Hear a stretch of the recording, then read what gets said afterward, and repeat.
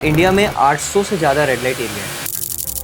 आप उन्हें बुरी औरतें कह ही नहीं सकते क्योंकि आपका ही कोई बीच का आदमी उनको फंसा के लाया। इस कदर मारा एक लड़की को कि वो लड़की मर गई। कि वो कोई ऐसी जगह है जहाँ से वो इजीली आ रही है और जा रही है, वो कहीं नहीं उतरती। वो एक बार चढ़ी, उतरना नहीं। अरे वो तो कह रही है निकालो तो, पर पहले रोजी रोटी तो दो। बहुत छोटे कमरे होते हैं, मैंने छोटे से, और वो कमरे नहीं होते, केबिन्स होते हैं बस खाली, मतलब पर्दा लटका हुआ है बीच बीच। हर पल उम्मीद जो लड़की करती हो कि मैं मर जाऊँ, किस दिन छुटकारा होगा इससे। क्या इन लड़कियों को ट्रेनिंग दी जाती है जब शुरू में जब लाया जाता है? इस कदर टॉर्चर किया जाता है कि वो उनका दिमाग उड़ जाता है, उन्हें कुछ नहीं होता। विरोध करती है, और अगर उसके इंटरनल पार्ट से मिर्च डाली जाए, चूना डाला जाए, तो मुझे ऐसा लगता है कि उनको इससे कोई मतलब नहीं। उनका फेस कैसा है क्या है, उनको इतनी बॉडी चाहिए और वो ग्रोन अप चाहिए। डॉक्टर से कहा, मैंने कहा मैम आप इसे एडमिट तो करिए। बोले आप गारंटी लेती हैं? मैंने कहा मैं ले रही हूँ। तो मैंने कहा अच्छा ही फर्स्ट ठीक तो नहीं? तो उन्होंने कहा नहीं, उससे भी बुरी हालत है इसकी। मतलब मिर्च और चूना डाल के उसके साथ सेक्स किया गया था। वो कहते हैं ना अगले जन्म में बिटिया न कीजिए। सच है ये। मैं तो भगवान से यही कहूँगी अगर कहीं है, मुझे तो मत करना। बहुत बड़ी बात है कि औरतों के ना पैदा हो। जहाँ पे लड़कियों को लक्ष्मी माना जाता है, पूजा का स्वरूप माना जाता है। Thank you. अगर कोठे बंद हो जाएंगे तो समाज में रेप बढ़ जाएंगे। कोठे तो बंद नहीं हुए, रेप तो बराबर हो गए।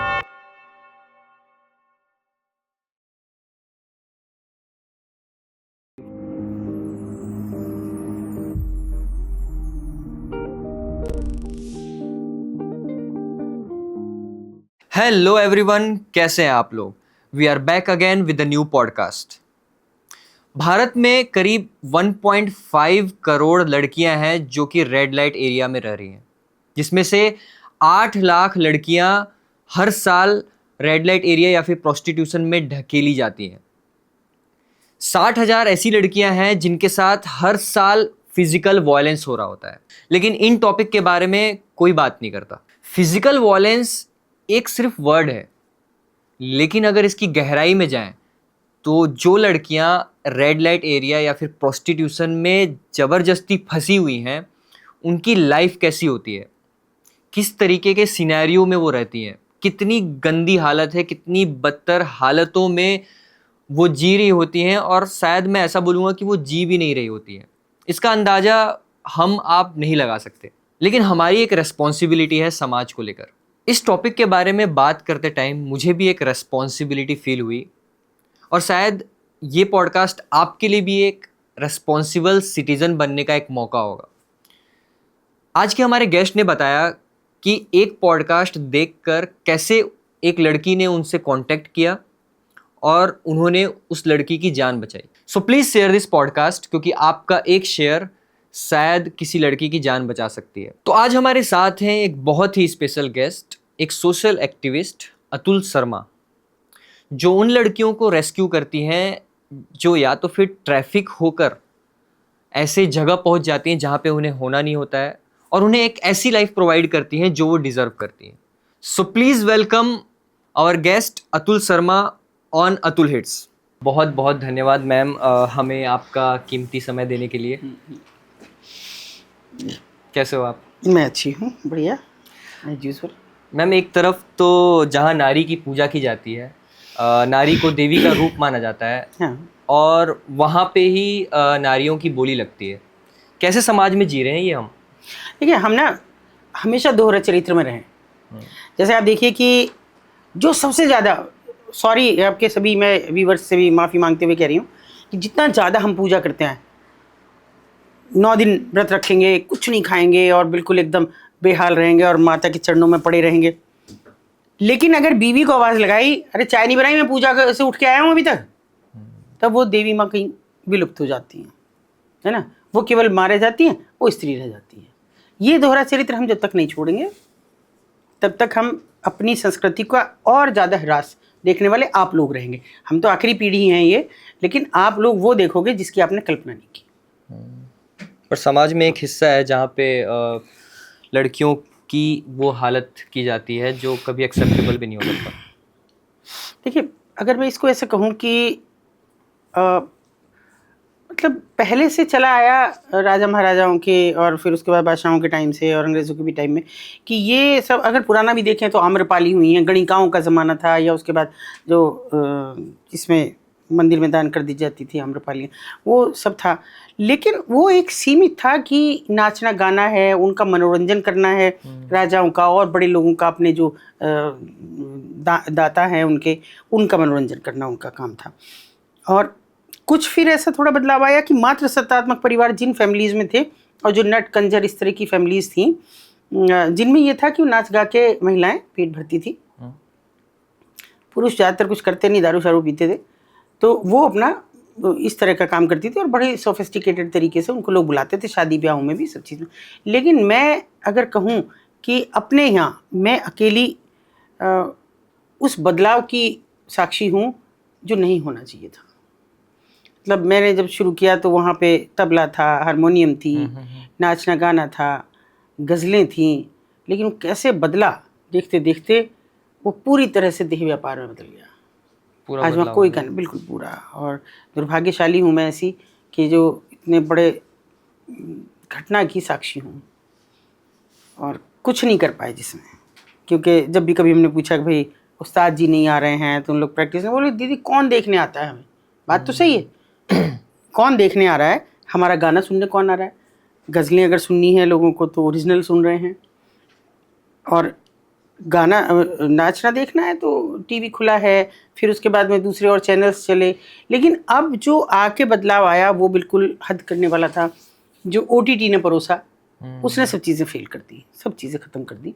तो उस बदलाव की हम आखिरी पीढ़ी साक्षी होंगे कि ये कैसे बदला। मतलब जो एंटरटेनमेंट से शुरू हुआ आज देह व्यापार में कन्वर्ट हो गया। तो आपने कब डिसाइड किया कि मुझे कुछ करना चाहिए, उन लड़कियों के लिए कुछ करना चाहिए जो प्रताड़ित हैं या फिर वो ऐसी कंडीशंस में वहाँ पे अच्छा, बीच में रोक के एक बात कह रही हूँ पहले। ठीक है। हमारी तरफ जिनका सेम नाम हो तो नाम नहीं लेते एक दूसरे का, हम मीता बुलाते हैं इसलिए नाम तो तुम्हारा नहीं लेंगे। लेकिन मैं ये कहती हूँ कि अगर कैसे देखूं, मैंने काम नहीं करना शुरू किया, मैंने सोचा भी नहीं कि मुझे ये काम करना है। मैं ये सवाल क्यों पूछ रहा हूँ, एक बार आपको बीच में रुकूंगा। हाँ, एक समाज है, एक समाज में मैं भी रह रहा हूँ, यहाँ पे 4 लोग खड़े हैं, वो भी रह रहे हैं, एक समाज में आप भी रह रहे हो, वहाँ पे ही आप उन लोगों के लिए आवाज़ उठाने के लिए तैयार होते हो कि नहीं मुझे कुछ करना है। तो ये मेंटेलिटी और ये दिमाग में आया कैसे? क्योंकि मुझे नहीं लगता बहुत सारे लोग ये सोचते भी हैं कि हाँ मुझे नहीं आया, मेरे दिमाग में ही नहीं आया। मुझे शायद, मैं नास्तिक हूँ वैसे, और आप टीका लगाए हो? हाँ, तो ये तो एक स्वाभाविक है क्योंकि अभी वो नहीं रहे हैं हमारे हस्बैंड, तो चंदन का टीका ही लगाते हैं। नहीं, हमारी तो पहचान थी बड़ा सी बिंदी। मगर मुझे बचपन से कुछ ऐसी घटनाएं होती रहीं जो मुझे खींच के ले गई, या मैं कहूँ कि ऊपर वाले ने मुझे कुछ उस तरह से भेजा कि तुमको यही काम करना है। पीछे लंबा समय बीत गया, जिस दिन से थोड़ा समझदार हुए कि स्कूल जाने लायक हुए, और मेरा घर एक सड़क की दूरी में है, मतलब मेरा मायका उस बाज़ार की एक आड़ी सड़क गुजरती है और उसके पार मेरा घर है। तो और उसी बाज़ार से गुजर के स्कूलिंग है, मुझे जाना है तो घर से इतनी हिदायतें होती थी, ऊपर नहीं देखना। अच्छा, ऊपर जब बाज़ार से निकलो, बड़े बाज़ार से निकलोगी तो ऊपर नहीं देखना, ऊपर नहीं देखना, ऊपर नहीं देखना। फिर अगर बाज़ार, आदत होती है बच्चे की, उसको जितना मना करोगे उतना ज़्यादा देखेगा। फिर देखने लगे तो दुकान वाले, छोटा शहर है, कस्बाई मानसिकता का शहर, कि यहाँ हो, किसकी बेटी हो? अच्छा, हाँ उनकी है, क्यों देख रही हो ऊपर? घर से बताया नहीं, ऊपर नहीं देखना। अच्छा, नहीं, और ज़्यादा उत्सुकता हुई, क्यों नहीं देखना? ऐसे धीरे धीरे समय गुजरा, मैं 6th या 7th में आ गई। ठीक है।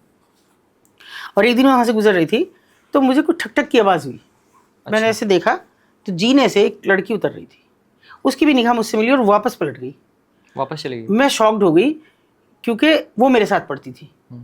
इस बीच में ये भी हुआ कि जब मैंने बहुत ज़्यादा कहा गया ना कि नहीं देखना नहीं देखना, तो मैंने, मेरा थोड़ा सा विद्रोही स्वभाव रहा है शुरू से, मैंने अपनी मदर को पूछा कि क्यों नहीं देखना, वहाँ क्या है ऐसा?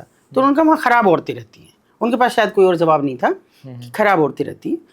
तो फिर मैंने सवाल 2-3 दिन बाद किया, ख़राब औरतें क्यों हैं?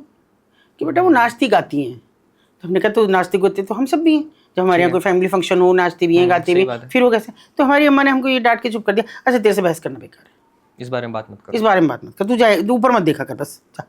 अब जब वो लड़की देखी उसके बाद में हमने, तो आप दोनों साथ में पढ़ते थे? साथ में पढ़ते थे। अच्छा। तो मैंने कई दिन उसको, वो नहीं आई स्कूल, मैंने कई दिन इंतजार किया, मैं तो पूछूंगी वो उन खराब औरतों के घर में क्यों रह रही थी। सही बात है। इतनी एज नहीं थी कि पता हो। हम्म। अब वो जब 4-5 दिन बाद आई तो मुझसे वही छपा रही थी, लेकिन मैंने फिर भी उसे पकड़ा। तो उसने कहा कि, जब मैंने उसे पूछा वहाँ क्या कर रही थी, वहाँ तो खराब औरतें रहती हैं। उसने कहा कि उन खराब औरतों में से एक मेरी माँ है। अच्छा। और मैंने कहा फिर वहाँ तो मेरी अम्मा कहती हैं कि बच्चे स्कूल नहीं जाते उनके। तो उसने कहा नहीं, मेरा एक तो दुर्भाग्य ये है कि मेरी माँ वहाँ है, लेकिन मेरा अच्छी बात यह है कि मैं बदसूरत और पोलियोग्रस्त हूँ। अच्छा। मैंने कहा ये कौन अच्छी बात हो सकती है। बोली इसी की वजह से मैं स्कूल जा रही हूँ और इस पेशे से दूर हूँ। जो मुझे तब भी समझ ये बात नहीं आई क्या पेशा है। नाचना गाना काहे बुरा है। फिर मैंने सोचा इसका पैर खराब है तो ये नाच तो गा सकती नहीं। वो बात आई गई हो गई। फिर अर्ली एज में हमने शादी कर ली। फिर वो समय गुजरता गया, ऐसा कोई बात ही नहीं आई कि फिर से कुछ होता। लेकिन 18 साल होते होते मेरे 2 बच्चे हो गए थे। और मेरा जब बेटा था, मैं 40 साल पुरानी बात कर रही हूँ, कि मेरा बेटा 1 महीने का था तो हमारे पड़ोस में कोई रहने आई। ठीक है। और वो बच्चे को बहुत खिला रही थी, कहा मेरा बच्चा नहीं है। हालांकि मेरी सास नाराज़ होती थी कि इसके बच्चे नहीं है, इसको दे रही हो। पुरानी मानसिकता थी कि इसको दे रही हो बच्चा अपना, न दिया करो, हमारे घर का पहला पोता है, सभी चीज़ें मैं नहीं पढ़ती थी। फिर वो जब बहुत ज़्यादा हो गई, बेचारी झाड़ू पोछा करती थी, किसी के घर में रहती थी वहीं। फिर उसने मुझे बताया कि मेरे फादर पुलिस में थे। ठीक है। और कोई रंजिश हो गई उनकी, और मुझे 8 साल की उम्र में उठा के ले गया कोई बदमाश, और फिर मुझे बाजार में बेच दिया। अच्छा, मेरी सोच केवल इतनी थी कि बाजार मतलब कबाड़ी बाजार, इससे आगे मुझे नहीं मालूम। इससे आगे कोई नहीं। कोई टीवी तो थे नहीं, कोई चर्चा ही नहीं होती थी इन बातों। उस बाजार की भी चर्चा नहीं होती थी। फिर बुरी वहाँ पे मैं रही 25-26 साल, और अब मेरी 30-32 साल 35 साल उम्र हो रही है। इस बीच में कोई सज्जन आए मेरे पास, धंधे में तो वो लगी गई थी, और मैं उन्हें पहचान गई, वो तो नहीं पहचान पाए क्योंकि मैं छोटी थी। और मैंने उनसे कहा, चाचा जी कह के बुलाया जब वो अंदर मेरे पास आए, तो कि मैं उनकी बेटी हूँ, सारी बात बताई। उन्होंने भी मान लिया कि हाँ हाँ बिल्कुल, तुम्हारे भाइयों की शक्ल तुमसे मिलती है, 2 भाई हैं अब तुम्हारे, ये भी उसको बताया। लेकिन देखिए कितना बड़ा कड़वा सच है कि सारी बात तो ठीक, लेकिन देह धर्म एक तरफ। मतलब पैसा दिया है तो उसके साथ बैठना तो है ही। अच्छा। कोई चाचा जी की कहने की कोई शर्म नहीं है। और चाचा जी वो कहती रही और वो आते रहे कि पैसा इकट्ठा कर लो फिर चलेंगे, पैसा इकट्ठा कर लो।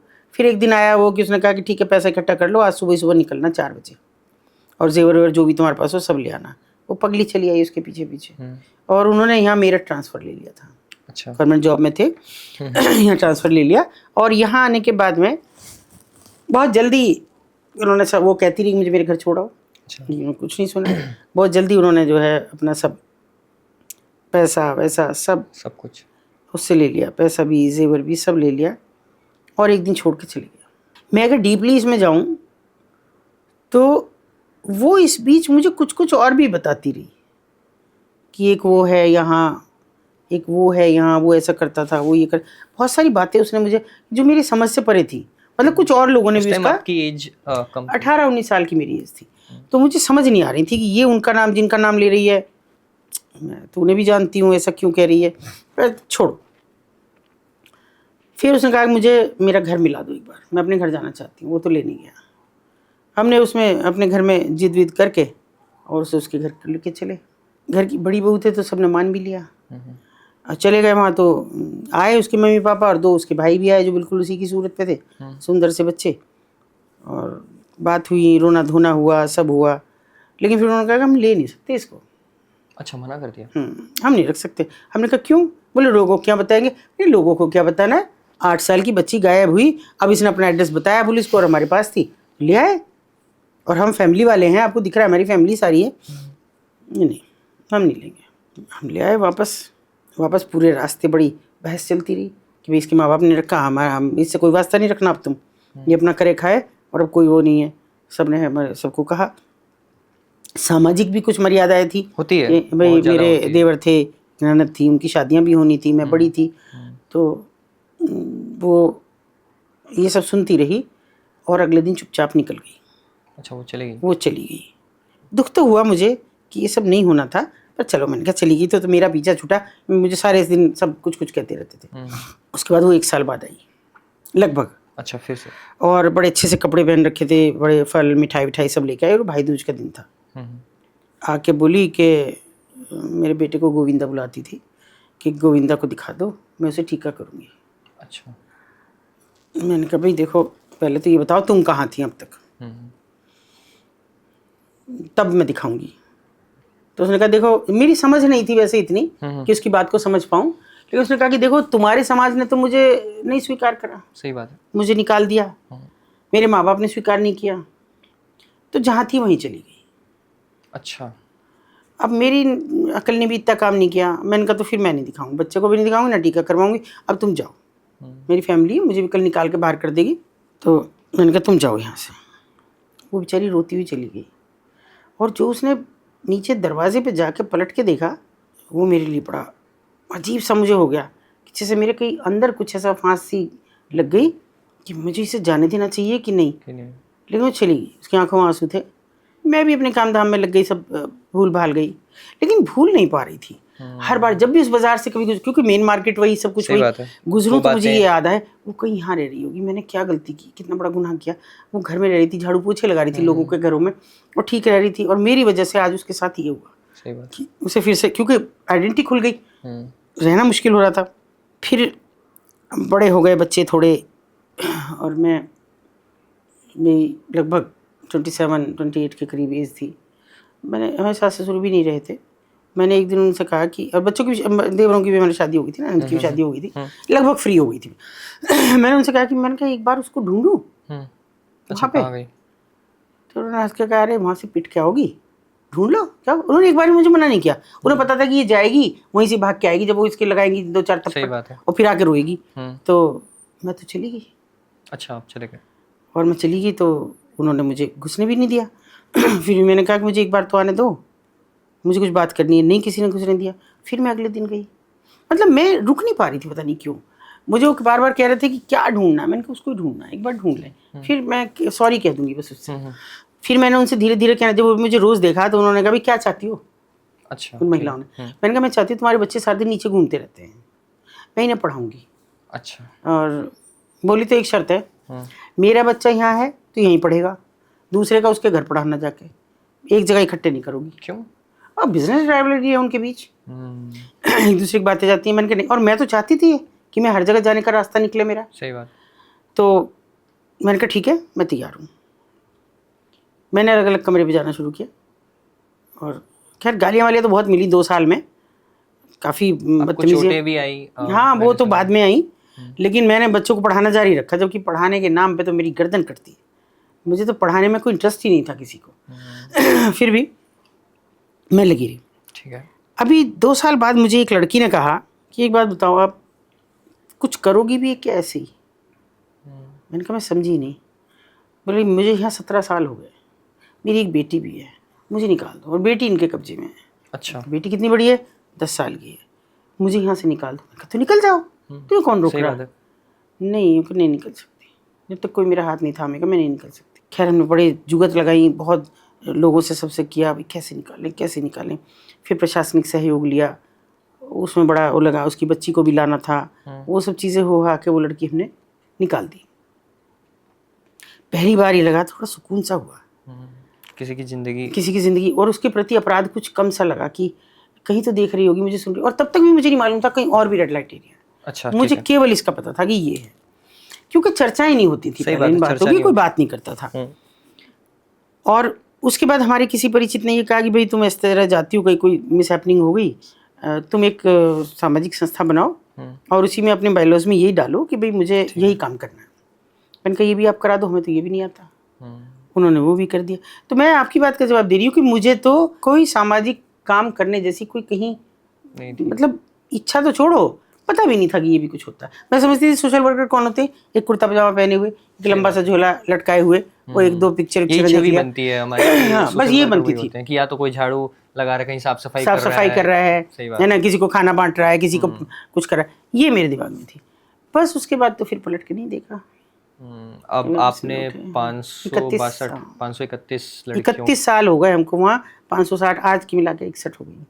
अभी आप बैक कैमरा हाँ। कुछ स्टोरी बता रही थी कि अभी हाल ही में आप हाँ, एक बंगाल से बच्ची बताएंगे? सोनागाछी से, हालांकि मतलब वो अभी चूँकि अंडर प्रोसेस है ओके। तो कानूनी है सोनागाछी से उन लोगों, और थैंक्स टू ऑल पॉडकास्टर्स कि जिन्होंने ये बात फैलाई, और पॉडकास्ट के ज़रिए ही उसके परिजनों ने मुझसे संपर्क किया और कहा कि हमारी बच्ची एक वहाँ फंसी हुई है। मैं भी आशा करता हूँ कि ये पॉडकास्ट ज़्यादातर लोगों तक पहुँचे, हाँ। और नहीं भी पहुँचे तो कुछ ऐसे लोगों तक पहुँचे जिन्हें मदद की ज़रूरत है। बिल्कुल। तो हमारे लिए बिल्कुल। थोड़ा भी व्यूअर्स अच्छा होगा तो आप शेयर कर सकते हैं हाँ। पॉडकास्ट को।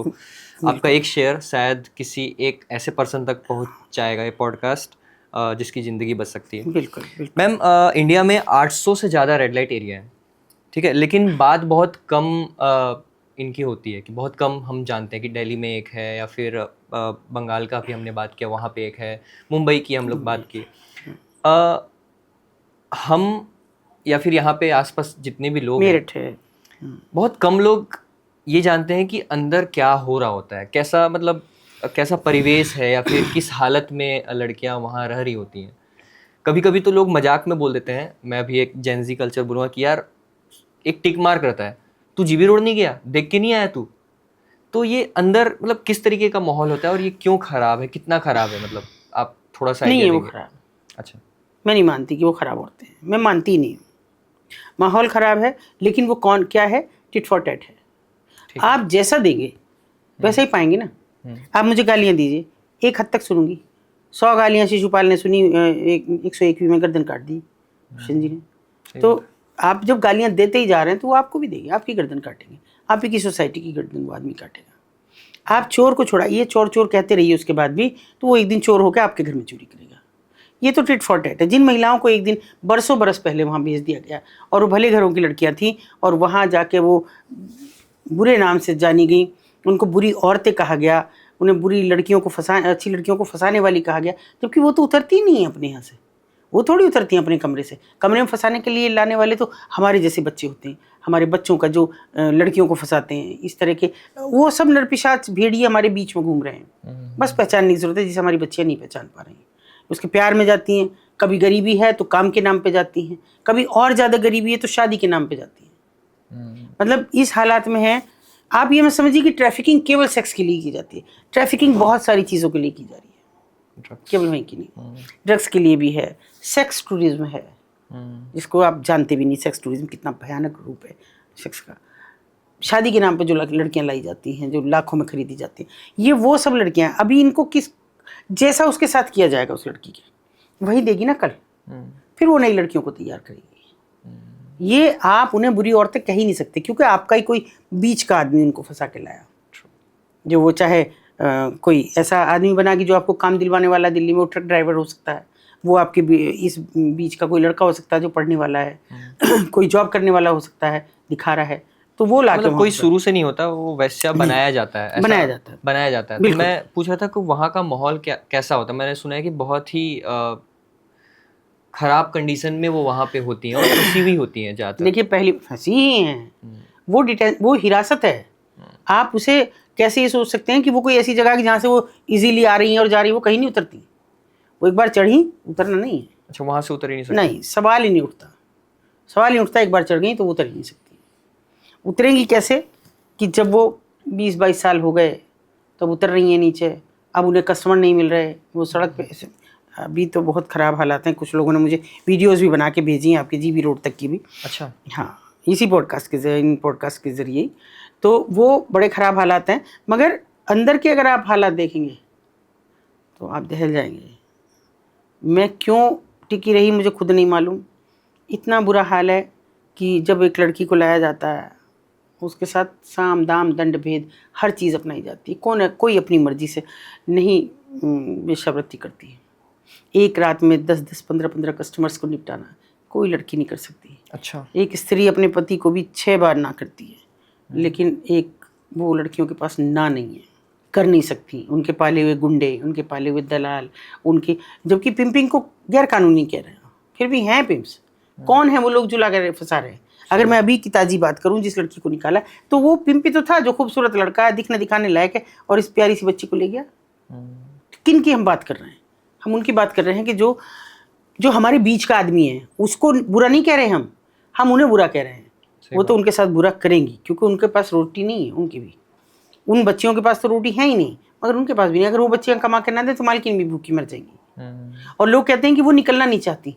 अच्छा बताइए कितनी एक्सेप्टेंस है, कितने लोग हैं जो सुन रहे हैं मुझे, मैं उनको भी कह रही हूँ, आप में से कोई एक अपने घर में रखेगा। एक बच्ची ने मुझे इंस्टा पे किया है फॉलो और मुझे कहा है उसने कि आंटी मैं एक बच्ची को रखना चाहती हूँ जो मेरे घर पे काम करे। बस ये बात मुझे खल गई, मैंने उसको जवाब नहीं दिया। आप केवल झाड़ू पोछे के लिए रखना चाहते हैं किसी को?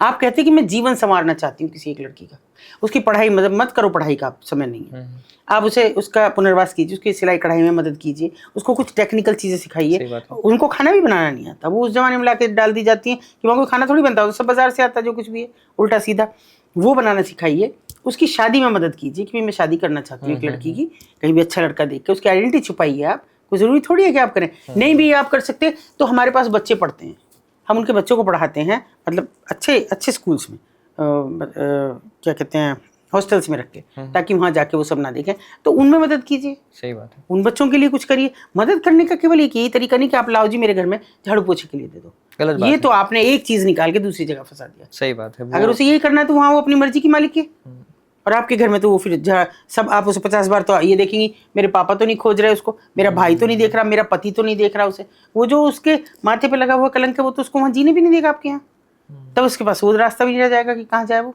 सही बात है। एक्सेप्टेंस नहीं है हमारे यहाँ।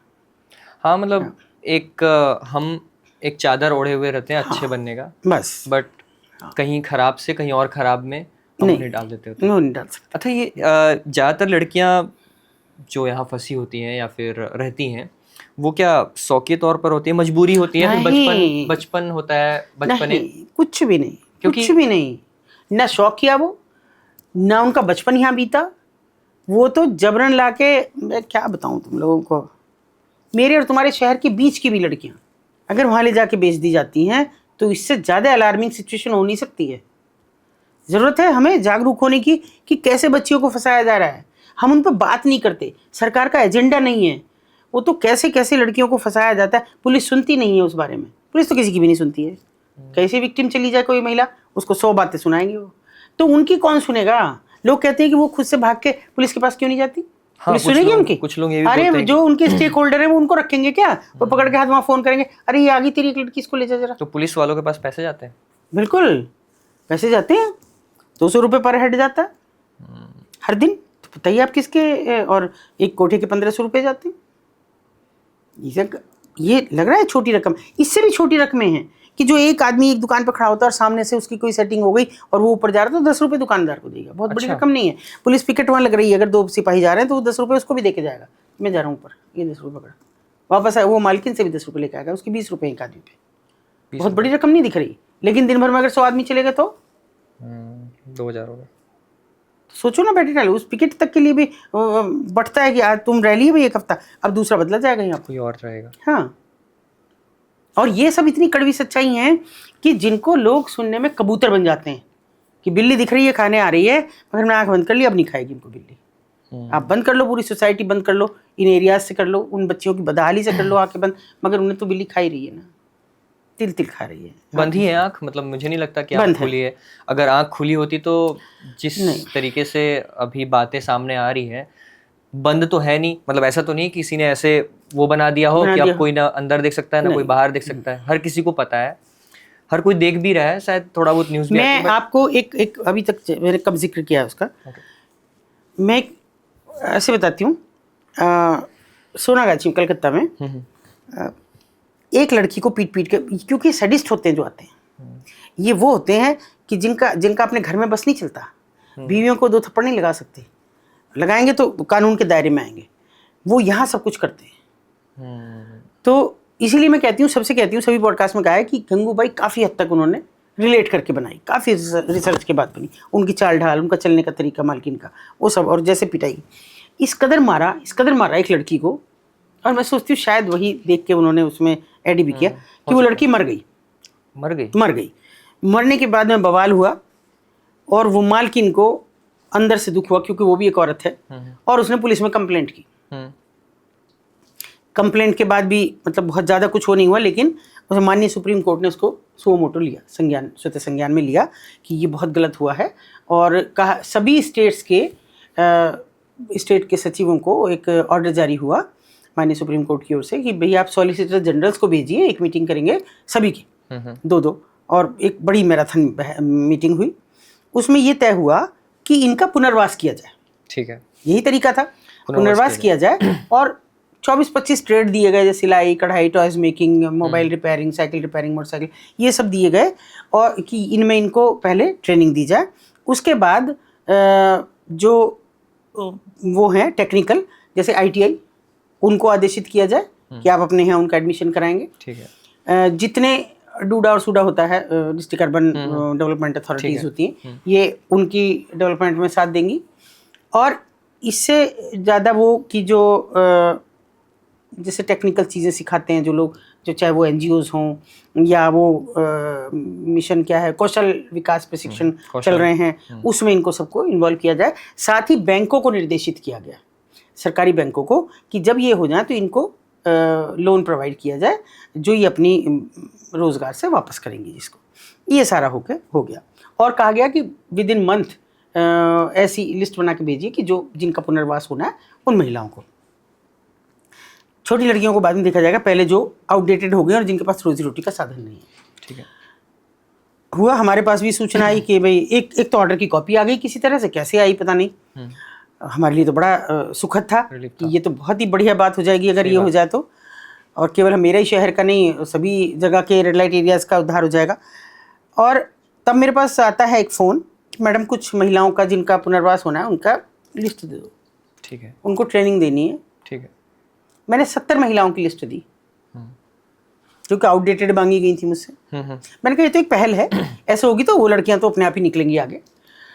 और मैं उस समय बिल्कुल एक गुमान में थी कि अभी तो सब ठीक हो गया, भगवान अच्छा है, वो बेचारी की मौत जो है ना सबके लिए एक स्वर्ग बन जाए। स्वर्ग बन गई। मुझे कुछ पता नहीं लगा उसके बाद क्या हुआ। मैंने एक दो बार उसको वहाँ फ़ोन भी किया, मैंने कहा क्या हुआ, इनको तो हमने भेज दिया ना, भेज दिया। पता लगा कुछ सोर्सेज लगाए, कुछ इधर उधर के लगाए, तो पता लगा सभी स्टेट से सूचना चली गई कि हमने पुनर्वास कर दिया। पुनर्वास कर दिया? हाँ जी, हो गया पुनर्वास। ये सूचना ऊपर मेरे तक शहर चली से भी गई, हाँ, कि पुनर्वास हो गया। मैंने बवाल किए, कहाँ है मेरे शहर, कहाँ है पुनर्वास, क्या हुआ, कुछ बताओ उनका। वो लड़की जिसने मुझे फ़ोन किया था उसने कहा कि मैं क्या कर सकती हूँ मैडम, मैं तो टेम्परेरी हूँ, मुझसे कहा गया, मैंने वो दे दिया, मुझे नहीं मालूम। मतलब इतनी बड़ी बॉडी से वो आया, संज्ञान आया, तो उसका भी कुछ नहीं हुआ, कुछ भी, मैं तो खुले मंच पे बोल रही हूँ ना, कुछ भी नहीं हुआ। तो कैसे उम्मीद करें, सरकार के एजेंडे में नहीं है, फॉलो नहीं करते, रूल्स को आप फॉलो नहीं करते, कानून को आप फॉलो नहीं करते, तो उनका उद्धार कैसे होगा? सही बात। कैसे आएंगी वो बाहर? लोग कहते हैं वो निकलना नहीं चाहती, अरे वो तो कह रही है निकालो तो, पर पहले रोजी रोटी तो दो, बाहर जाकर क्या करेंगी बताओ? आप चाह रहे हो कि झाड़ू पोछा करती रहे, वो तो नहीं होगा। हाँ, वो तो नहीं हो, वो तो ऐसा ही होगा कि आप सम्मानजनक दीजिए, आप गुलाम और नौकरी बना के रखना चाहते हैं, फिर उसके बाद कोई भी जुर्म करो, फिर कुछ भी क्या पता। नहीं करते हैं, वो भी एक ट्रैफिकिंग का भयानक रूप है यहाँ, कि कैसे लड़कियों को लाके, और झारखंड की और छत्तीसगढ़ की और इधर की लड़कियों को लाके किस तरह घरेलू नौकर बनाकर उनको कैसे मारा जाता है, और कैसे एक जीने के नीचे और CCTV कैमराज लगा के रखा जाता है, जो लड़कियाँ निकाली हैं मैंने किस हालात में। तो ये कोई है नहीं, मानसिकता नहीं है हमारी सरकारों की नहीं है। कानून अपना ढंग से अपने काम करता है, जो इम्प्लीमेंटिंग एजेंसी हैं वो नहीं करती हैं, तो क्या किया जा सकता है? और हम जैसे लोग लड़ रहे हैं, मुकदमे झेल रहे हैं और चोटें खा रहे हैं, चल रहा है। फिर भी बहुत ही मेरे लिए भी बहुत प्राउड मोमेंट है आपके साथ ये स्टेज शेयर करना, बिकॉज बहुत अच्छा लगता है कि आप अपने घर में जाते हो, बढ़िया खाते हो, सोते हो, उठते हो, आपकी लाइफ नॉर्मल चल रही होती है लेकिन एक लाइफ एक ऐसी भी चल रही होती है जिसको सोते समय भी डर लग रहा होता है, जगने में भी डर लगता है, मतलब जिसका कुछ भी नहीं है, ना उसे मजबूरी का कुछ पता है, ना किसी चीज़ का पता है। अभी आप कुछ बता रहे, बेलॉस है। देखो जैसे एक लड़की है, अच्छी सी थी, सो गई थक के, कस्टमर आता है, उसी लड़की की डिमांड करता है। अच्छा, मालिक कहती है अरे सो गई वो, अरे उठा, सो गई क्या, कोई उसकी मर्जी चलेगी? वो गई, उठाया, गहरी नींद में थी, नहीं उठी, उसको 2-3 लात मारी, खड़ी हो, झूलती झूलती किसी तरह से उठी और चली गई। कस्टमर इतना सैडिस्ट था कि उसको इस कदर मारा कि अगले दिन उसे हॉस्पिटलाइज करना पड़ा। सोच के देखो आप किस किस परिस्थिति को वो झेल रही हैं। और आप ये कह रहे हैं खाना, गंगूबाई अगर आपने देखी है तो एक चबूतरा है जिस पर वो नहा रही है ना, नहा रही है। ये चबूतरा उनकी जिंदगी है, हर जगह है ये चबूतरा। अच्छा, इस चबूतरे, उनके यहाँ नहाने के बाथरूम नहीं होते, वैसे खुले में उनको नहाना है, बहुत छोटे कमरे होते हैं, मैंने छोटे से, और वो कमरे नहीं होते, केबिन्स होते हैं बस खाली, मतलब पर्दा लटका हुआ है बीच बीच में। अच्छा, और मतलब एक लड़की बैठी है एक स्टूल पे यूं और उसने दाल चावल की यूं प्लेट ले रखी है और ऐसे खा रही है कि जैसे मतलब कुत्ता भी रस लेके खाता होगा, आनंद लेके खाता होगा कि ये खाना मुझे अच्छा लग रहा है, और नहीं लगा तो छोड़ के चला जाता होगा। वो उसे किसी तरह से खा रही है। मैं अचानक में पहुंच गई, मैंने देखा वो चबूतरे में बैठी थी, वहीं यूज्ड कंडोम पड़े हैं, वहीं किसी ने गुटखा थूक रखा, वहीं और गंदगी थूक रखी है। मैंने कहा बेटा कहाँ खा रही हो खाना, इधर रख लो स्टूल। तो उसने जिस तरीके से देखा ना, यूँ देखा मालकिन की तरफ, मुझे समझ आ गया था कि वहाँ नहीं रख सकती है, इसे यहीं खाना होगा, वहाँ बैठने की इजाज़त नहीं है कि साफ़ सफाई में बैठ के खाना खा ले। क्या कल्पना करेंगे आप उनकी ज़िंदगी की, उनकी ज़िंदगी की नहीं, उनके मरने की। हर पल उम्मीद जो लड़की करती हो कि मैं मर जाऊँ, किस दिन छुटकारा होगा इससे, या फिर वो इतनी क्रूर हो जाती है कि वो किसी को कोई फर्क ही नहीं पड़ता, ऐसा हो जाती है, ऐसा हो जाता है, मतलब ऐसा- मरे वो बराबर हो जाती है। और फिर वो यही सोचती है कि जो इन्होंने मेरे साथ किया वो मैं कल औरों के साथ करूँगी, और कुछ उनके पास रह नहीं जाता है। तो मैं तो अभी आप बता रही थी तो थोड़ी आपकी आंखें नम हो रही थी। ऐसा आता होगा आपको हर समय जब आप घर भी जा रही हैं, उनकी आवाज़ें सुनाई दे रही हैं, वो कोई बुला रहा है। ये ट्रॉमा है। मैं खुद को बहुत समय तक डिप्रेशन से बचाती रही हूँ, मतलब इसलिए भी कि मैं एक जॉइंट फैमिली में रहती हूँ, और शायद इसलिए भी कि मैं अपने इर्द गिर्द लोगों को बहुत जोड़ के रखती हूँ, खुश रहती हूँ। वरना वहाँ जाने के बाद तो शायद मुझे लगता है कि मैं कब का मर गई होती, कब का कुछ भी कर लेती मैं, क्योंकि मुझे अपने औरत होने पर शर्म आती है। कभी कभी औरत अपनी सब चीज़ से समझौता करती है, एक अपनी ममता से नहीं करती और एक अपनी अस्मिता से नहीं करती, दो चीज़ से नहीं करती, और वहाँ दोनों चीज़ से करना पड़ता है। उसकी ममता भी छीन जाती है और अस्मिता तो कब की छीन जाती है, जिस दिन वहाँ आती है उसी दिन छीन जाती है। आप सोच सकते हैं कि वो कहते हैं ना, अगले जन्म मुझे बिटिया न कीजिए, सच है ये। मैं तो भगवान से यही कहूँगी, अगर कहीं है मुझे तो मत करना। बहुत बड़ी बात है कि औरतों के ना पैदा हो, जहाँ पे लड़कियों को लक्ष्मी माना जाता है, बिल्कुल। पूजा का स्वरूप माना जाता है। Thank you.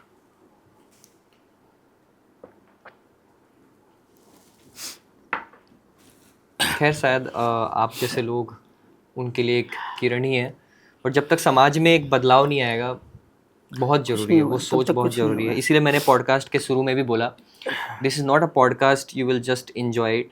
मुझे लगता है कि आपका एक शेयर शायद किसी ऐसे पर्सन तक पहुंच सकता है जिसे बिल्कुल बहुत, जिसकी लाइफ आप इमेजिन भी नहीं कर सकते। So I would highly recommend, please share it to you know as much as people you can, so that कोई ज़रूरतमंद तक ये पॉडकास्ट पहुँचे और मैम तक भी वो पहुँचे। और देखिए बदलाव तो आए हैं, ऐसा नहीं है हम कोशिश नहीं करते। मैं अगर अकेली बदलाव की कोशिश कर सकती हूँ तो हज़ारों लोग मिलकर तो बहुत कुछ कर सकते हैं, बहुत कुछ कर सकते हैं ना। अभी उनके बच्चे पढ़ रहे हैं, भले ही उन्होंने मुझे पहले ही कह देती हैं कि भाई हमारे पास पैसा नहीं है, हम नहीं करा पाएंगे, कोई बात नहीं। मैं लोगों से मुझे मांगने में कोई शर्म नहीं आती। नहीं, मैं थोड़ी मांग रही हूँ अपने लिए, थोड़ी मांग रही हूँ, मैं तो लोगों से मांग लेती हूँ। मैंने कल इस बच्ची को कह दिया भैया मुझे आने जाने का जरूर दे देना, क्योंकि मैं नहीं खर्च कर सकती, उनका एक पैसा नहीं खर्च कर सकती मैं कहीं भी, सही बात है ना। तो भैया ये सोच के देखो कि अभी तो जैसे उनके बच्चे पढ़ रहे हैं, मुझे और कुछ दिखाई नहीं दिया जब कि इतना लड़कियां निकालने के बाद भी कुछ आवागमन कम नहीं हो रहा, ये महिलाएं नहीं बदल रही हैं। फिर मुझे रास्ता दिखा कि अगर इनके बच्चे इनको कहें तो, अच्छा ठीक है ना।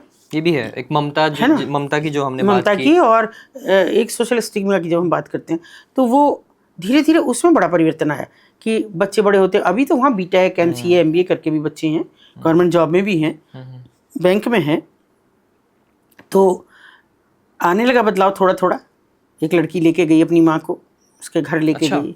हाँ तो बहुत अच्छा बदलाव है और बहुत अच्छी पहल है। ये पहल थी। अभी आपने एक बताया कि उनको जब वो खाना खा रही थी, हाँ, तो उसे अपनी मालकिन की तरफ देखी और उसे अलाउड नहीं था उस चबूतरे से इधर-उधर जाना। हाँ। तो क्या इन लड़कियों को ट्रेनिंग दी जाती है जब शुरू में जब लाया जाता है, मतलब नई लड़कियों को क्या एक तरीके से ट्रेनिंग दी जाती है? क्या होता है मतलब? इस कदर टॉर्चर किया जाता है कि वो उनका दिमाग उड़ जाता है, उनमें कुछ नहीं होता। तो मतलब ये एज कम एज में लाई जाती हैं। हाँ, सुन्न हो जाती हैं वो। आप सोचिए कैसे कल्पना करेंगे कि एक लड़की तैयार नहीं, विरोध तो करेगी ना, करेगी, हर जरूर लड़की विरोध करेगी, विरोध करती है। और अगर उसके इंटरनल पार्ट्स में मिर्च डाली जाए, चूना डाला जाए, और उसके बाद वो जो मुस्टंडे पाल रखे हैं वो उनके साथ सेक्स करें, तो वो सोचेंगी कि हम विरोध करें? नहीं सोचेंगे। वो नहीं सोचती है, उसकी रूह कांप जाती है उनकी, ये सोच के कि नहीं उसके साथ ऐसा हुआ तो कल मेरे भी होगा। मैं कुछ नहीं कहूँगी, कुछ भी नहीं कहूँगी। और वो तो वापस आके जब लड़कियां बताती हैं, जब मैं लड़की किसी को निकालती हूँ ना, तो मुझे ऐसा लगता है कि ये है भारत, जिसकी संस्कृति, जिसकी सभ्यता, जिसकी सब चीज़ की लोग तारीफ करते हैं। इसलिए तारीफ करते हैं कि बहुत अच्छी संस्कृति है, प्यार है लोगों में, स्नेह है, संबंध हैं, सारी चीज़ें हैं। और लोग हमसे सीखने आते हैं, लोग हमसे सीखने आते हैं कि कैसे रहें, कैसी फैमिलीज़ होती हैं, जॉइंट फैमिलीज़ क्या होती हैं। और वहाँ ऐसा दुर्व्यवहार इतना तो विदेशों में भी नहीं होता, विदेशों में भी नहीं होता। और उससे बड़ी बात देखिए ये है कि उन्हें हम कह रहे हैं कि ये ऐसी औरतें हैं, है ना, उनके पुनर्वास की सोच नहीं रहे, और जो स्वेच्छा से कर रही हैं लग्जरी जुटाने के लिए। हाँ, ये आजकल मैं इस बारे में बात करने वाला था। आजकल थोड़ा एक कल्चर चला है, जो हाईवे में होटल्स होते हैं, हाँ। या फिर मैं बोलूँ कि आजकल इंस्टाग्राम या फिर बाकी जगहों पर मैसेजिंग तौर पे चलता है। कुछ लोग खुद से कर रही होती हैं, खुद से कि कॉल मी या फिर हाँ, मैसेज में, और फिर इसके बाद जो भी चल रहा होता जो है। भी हो रहा है। तो आजकल ये थोड़ा सा मॉडर्नाइज कर दिया गया है, बट इनका भी मुझे लगता है कि जो एंड है वो शायद। आप एक बार बताइए मुझे, कौन चाहता है कि ये हो?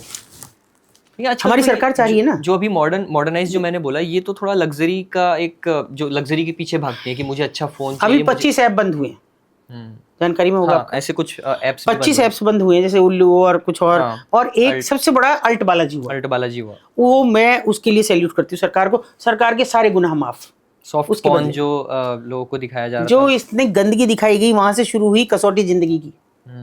वहां से शुरू हुई कि एक पत्नी कभी उससे शादी कर रही, कभी वापस आ रही, कभी शादी कर रही है, बच्चा पैदा कर रही है, फिर वापस। कौन सी संस्कृति है हमारी? कहाँ जी रहे हैं हम? और फिर भी आप उन्हें भली औरत बता रहे हैं, फिर भी वो अच्छी औरतें हैं। किन की बात कर रहे हैं? जितनी गंदगी अल्ट बालाजी ने परोसी, किसी ने नहीं परोसी। रही सही मिर्जापुर आश्रम, कहाँ हैं आप? मैं उम्मीद नहीं करती आश्रम बनाने वाले जैसे निर्माता से कि वो ये काम करेंगे। ठीक है, उसे बनाते, उनकी गंदगी सामने लाते, लेकिन क्या जरूरी है कि जो आप दिखा रहे हैं सही बात वो सब दिखाना? आप दिखा रहे हैं कि एक मिर्जापुर जैसे सीरीज में कि एक औरत ससुर के साथ भी रह रही है, पति के साथ तो रहना उसका धर्म है, और सौतेले बेटे के साथ भी रह रही है, और बच्चा प्रेमिका पैदा कर रही है। ये किस संस्कृति में हम जी रहे हैं? क्या दे रहे हैं हम विश्व गुरु बनने की बात कर रहे हैं। और औरत हमारी, हम कहते हैं बेटी बचाओ बेटी पढ़ाओ, नहीं बच रही है बेटियां आपकी। कुछ खुद से गड्ढे में गिर रही हैं, कुछ को गिराया जा रहा है। सही बात है। हम जिस तरीके से सिनेमा से पोर्ट्रे कर रहे हैं, लोग सीख रहे हैं। और दूसरी बात समझिए, आप सिनेमा पे लगाते हैं सेंसर, अगर कोई गाली भी निकली है तो बीप करते हैं। सही बात। और इस पे सेंसर नहीं है, सरकार बात नहीं करती इस पे सेंसर की ओटीटी पे। चलिए हम कहते हैं मेटा पे तो आपका जोर नहीं है, बाहर का आप ज्यादा अपने यहाँ ऐप बंद कर सकते हैं, बस इतना ही कर सकते हैं। लेकिन जो आप इस पे ओटीटी पे सेंसर नहीं लगा रहे, क्यों लगाना चाहिए? क्यों नहीं लगा रहे? आप इसलिए नहीं लगा रहे ना कि आपको तो ये भी एक वेश्यावृत्ति का गंदा स्वरूप है जो स्वेच्छा से हो रहा है। इस पे लगाइए, रोक लगानी है तो पुनर्वास कीजिए उनका, इन पर रोक लगाइए। ऐसी कर्मचारी जो भी वो चाहे कलाकार हैं, जिनको अपनी, मुझे नहीं समझ में आ रहा कि तुम अपनी केवल देह दिखा के और पैसा कमाना चाहते हो। ऐसा वो पैसा कौन सी चीज़ है जिसके बिना सोता हर आदमी खाना खा के, भूखा कोई नहीं सोता। हाँ, उठती दुनिया है भूखी। सही बात। क्या चाहते हो? सोने की रोटी खाएंगे? ये अपना जिस्म दिखा के, अपनी गंदगी दिखा के? और कैसे जीते हैं आप? कल जब आपके बच्चे देख रहे होंगे उसको, आप अच्छी कलाकार भी हैं उसमें, कि जिनके बच्चे देख रहे हो, जिनके भाई देख रहे हो, पिता देख रहे हो, क्या करके आई हुई है पूरा, मतलब मुझे नहीं समझ। आपको लगता है कि वो केवल एक्टिंग है? मुझे नहीं लगता वो एक्टिंग है, मुझे नहीं लगता। मुझे तो शर्म आती है। आप बंद कमरे में उनको देख सकते हैं, और लेकिन अगर आप दूसरा पक्ष देखें उसका, तो पंचायत जैसी सीरीज खूब देखी जाती है, ग्राम चिकित्सालय जैसी दिखाई जाती है। अभी कल रिलीज हुई है बकैती, उसको लोग देख रहे हैं, काफी अच्छी है ना। तो क्यों नहीं आप अच्छे कंटेंट को प्रेफर करते हैं, इनको इन पे सेंसर नहीं लगाते हैं? इसका मतलब सरकार को अच्छी खासी राजस्व की प्राप्ति हो रही है। ऑब्वियसली हो रही है, मतलब बहुत ज्यादा एंटरटेनमेंट, और एंटरटेनमेंट तो ऐसी इंडस्ट्री है जहाँ से बहुत ज्यादा राजस्व आ रहा है। तो अगर आप एक फिल्म करोड़ों अरबों हाँ। रुपए की बना सकते हो, 1000 करोड़ हो बिल्कुल। जाती है, हाँ। और फिर इसके बाद जो राजस्व आता है, राजस्व आता है, चाहे उसमें आप कुछ भी परोसिए, कुछ भी, लेकिन एक जो मेंटेलिटी बिल्ड हो रही है कि मैं अब एक कमरे के अंदर बैठकर फोन में कुछ भी देख सकता हूँ, कुछ भी, और क्या देख रहा हूँ उससे मतलब मैं उस दिमाग को लेकर बाहर कैसे जाऊंगा, कैसे जाऊंगा, ऑब्जेक्टिफाई करूंगा। तब फिर आप बलात्कार की बात करते हैं। अभी मेरे पास मैसेज आया कि 6 साल की बच्ची के साथ बलात्कार करते हुए पकड़ा गया है आदमी। तो कौन है वो पहले कहीं से तो उकसाना होता होगा उनका, सही बात है। तभी वो जाते होंगे। और फिर उसको भी छोड़ दीजिए, चलिए मैं उसकी भी बात नहीं कह रही कि वो मानसिकता उसकी खराब है, जो भी है। अगर आप OTT पे जा रहे हैं, फिर वो कौन लोग हैं जो साफ सुथरे कंटेंट को देख रहे हैं, जिसमें कलाकार भी बड़े हैं और बिल्कुल साफ सुथरे तरीके से, बिल्कुल वही पुराने तरीके से। इसका मतलब अंदर से तो आप चाहते हैं ना कि हम वो सब अच्छा ही देखें, अच्छा ही वो देखें, सब बट वो चीज़ें आपको देखें। दिखाया जा रहा है, वो दिखाया जो जा जितना रहा है। ज्यादा अब वो वायरल हो रहा है, आपको भी लगेगा यार क्या है ऐसा, एक बार देखूं तो। और इसके अलावा देखिए, आप 25 ऐप बंद किए हैं, लेकिन उसके बावजूद भी वो ऐप चल रहे हैं जिनमें पता नहीं क्या कॉइन्स का। कल मुझे एक लड़की सारा डिटेल बता के गई है कि मेरी मजबूरी है, मैं वो कर रही हूँ। कॉइन्स, हाँ, अच्छा वो, हाँ कि कॉइन्स मिलते हैं, फिर कॉइन्स से पैसे आते हैं और होते हैं उसमें कुछ सब ऐप, अश्लील। वो आपके मतलब पर्सनल अकाउंट होते हैं शायद, हाँ, ऐसा कुछ है। हाँ, तो वो डिमांड करता है कि भाई इनबॉक्स में आ जाओ, तो हम True, इनबॉक्स में चले जाते हैं। तो फिर ये उतारो, वो करो, क्या है यार, कहाँ जी रहे हो, क्यों चला रहे हो, क्यों, फिर क्यों उन्हें चलने दो ये बाजार, फिर क्यों ये बाजार बंद कर रहे हो। सही बात है। उनके पास कौन जा रहे हैं, रिक्शे वाले, ठेले वाले, प्लम्बर, आपकी पुताई करने वाला, यही लोग तो जा रहे हैं। उनके पास कौन बड़ा लोग जा रहा है। बड़े लोगों के लिए तो OTT आपने घर में दे दी, देखो सब कुछ जो कुछ देखना है। कौन मना कर रहा है? पॉलिटिशियंस भी इन्वॉल्व होते हैं ऐसी चीजों में? नहीं, रेड लाइट एरिया में जाना या फिर? नहीं, बिल्कुल भी नहीं, बिल्कुल भी नहीं। मुझे 31 साल में कभी ये नहीं पता लगा कि कोई पॉलिटिशियन उनके भी, हाँ वो कभी जाते हैं जब कि उन्हें वोट मांगनी है, तब हम नहीं जाने देते कि वोट नहीं देंगी कोई भी। जब आपने इनके वोटर कार्ड नहीं बनवाए, आपने इनके आधार कार्ड नहीं बनवाया, आपने इनका राशन कार्ड नहीं बनवाया, वो हम बनवा के दे रहे हैं, इनके बच्चों के जन्म प्रमाण पत्र, इनके मृत्यु प्रमाण पत्र, तो आपसे क्या लेना देना है, क्यों वोट देंगे, ये किसी को भी नहीं देंगे। वोट को तो हम डिनाई कराते हैं, कोई जरूरत नहीं। नहीं, कुछ ऐसा होता है कि प्राइवेट गाड़ियां आई, उसमें लड़कियां ना, गई, फिर ना, उसके बाद ना, वहाँ की लड़कियां कौन, अरे जब लड़कियां स्वेच्छा से हाई फाई गमकती हुई महकों से वो जा रही हैं, तो उनको कौन ले जाएगा बेचारियों के पास, जिनके पास एक सस्ती सी वैसलीन जैसी चीज़, जिसमें कोई भी कलर मिला लो, वो लिपस्टिक की जगह पुत गई, वो आंखों पे मस्करे की जगह पुत गई, और मुंह पे पाउडर इतना सारा सारा थोपा, और वो मेकअप हो गया। वो उन लड़कियों को कौन ले जा रहा है, सेंट नाम की तो चीज़ नहीं है उनके पास, उनको कौन ले जा रहा है। और मतलब जब ये उनको ले जाते हैं जैसे कॉलेज, या फिर मैं क्विक मनी के लिए कॉलेज, Quick जो money, लड़कियां हैं बिल्कुल, क्विक मनी के लिए उनको बिल्कुल, फंसाया जाता है। बिल्कुल, जैसे अभी 9 कॉलेज में लड़कियां फंस गई, हाँ। वैसे होता है ये। और अभी इससे बड़ा पता नहीं आप लोगों ने अभी तक देखा है नहीं देखा, कल एक बड़ी घटना हुई है, हालांकि उसको दबाया जा रहा है और दबाया जाएगा भी। बाबा बागेश्वर धाम, 13 लड़कियां उनकी पकड़ी गई हैं, जिनको एम्बुलेंस में भर के कहीं ले जाया जा रहा था। अच्छा, और इतना बवाल, अरे सोशल मीडिया वो पूरा छाया हुआ, इतना बवाल उस हो रहा, वो लड़कियां खुल के कह रही हैं हमें तो यही नहीं पता हमें कहाँ ले जाया जा रहा है, हमें नहीं पता। समझा नहीं है, मतलब पूरा वाक्य क्या हुआ, मतलब क्या, कोई झारखंड की थी, कोई बिहार की थी, कोई कहीं की थी, कहाँ ले जा रहे थे, अभी तो यही चीज़ क्लियर नहीं है, वो खुद भी नहीं बता पा रही हैं। किसी ने सूचना दी कि एम्बुलेंस में भर के बाबा बागेश्वर धाम से 13 लड़कियां निकली हैं। इसका मतलब सूचना देने वाले को ये पता था कि गलत जगह जा रही हैं, कहीं भेजा जा रहा है इनको, है ना। वो बीच में पकड़ी गई, तो सोशल वर्कर्स के सहारे पकड़ी गई वो। अभी वो लड़कियां खूब कह रही हैं खुल के कि पता नहीं हमें कहाँ भेजा जा रहा था, और कुछ बाबा बाबा नहीं है ये। और इससे पहले बाबाओं का आप देख ही चुके हैं, जिन पे आश्रम बन रही है, उनका देख लो, बाबा रामपाल, बाबा, बहुत सारे बाबा हुए हैं जिन पे बाबा आश्रम दुनिया भर के हैं।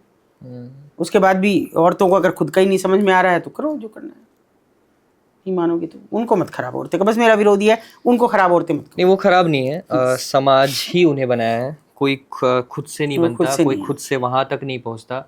और मैंने कुछ वो सुना है कि लड़कियों को कुछ ड्रग्स दे के भी ड्रग्स भी दिए जाते हैं, जैसे ऑक्सीटॉक्सिन। मैं खुल के कहती हूँ, उसमें कोई डर थोड़ी ही है मुझे, अब इस उम्र में तो मरना ही है, तो ये मार भी देंगे तो क्या फर्क पड़ता है। नहीं मैम, आपको जिंदा रहना बहुत जरूरी है, बहुत सारे लोगों के लिए। कुछ नहीं, पर ऑक्सीटॉक्सिन देते हैं, ग्रोन अप दिखे, उनको इससे कोई मतलब नहीं है, उनका फेस कैसा है क्या है, उनको इतनी बॉडी चाहिए और वो ग्रोन अप चाहिए।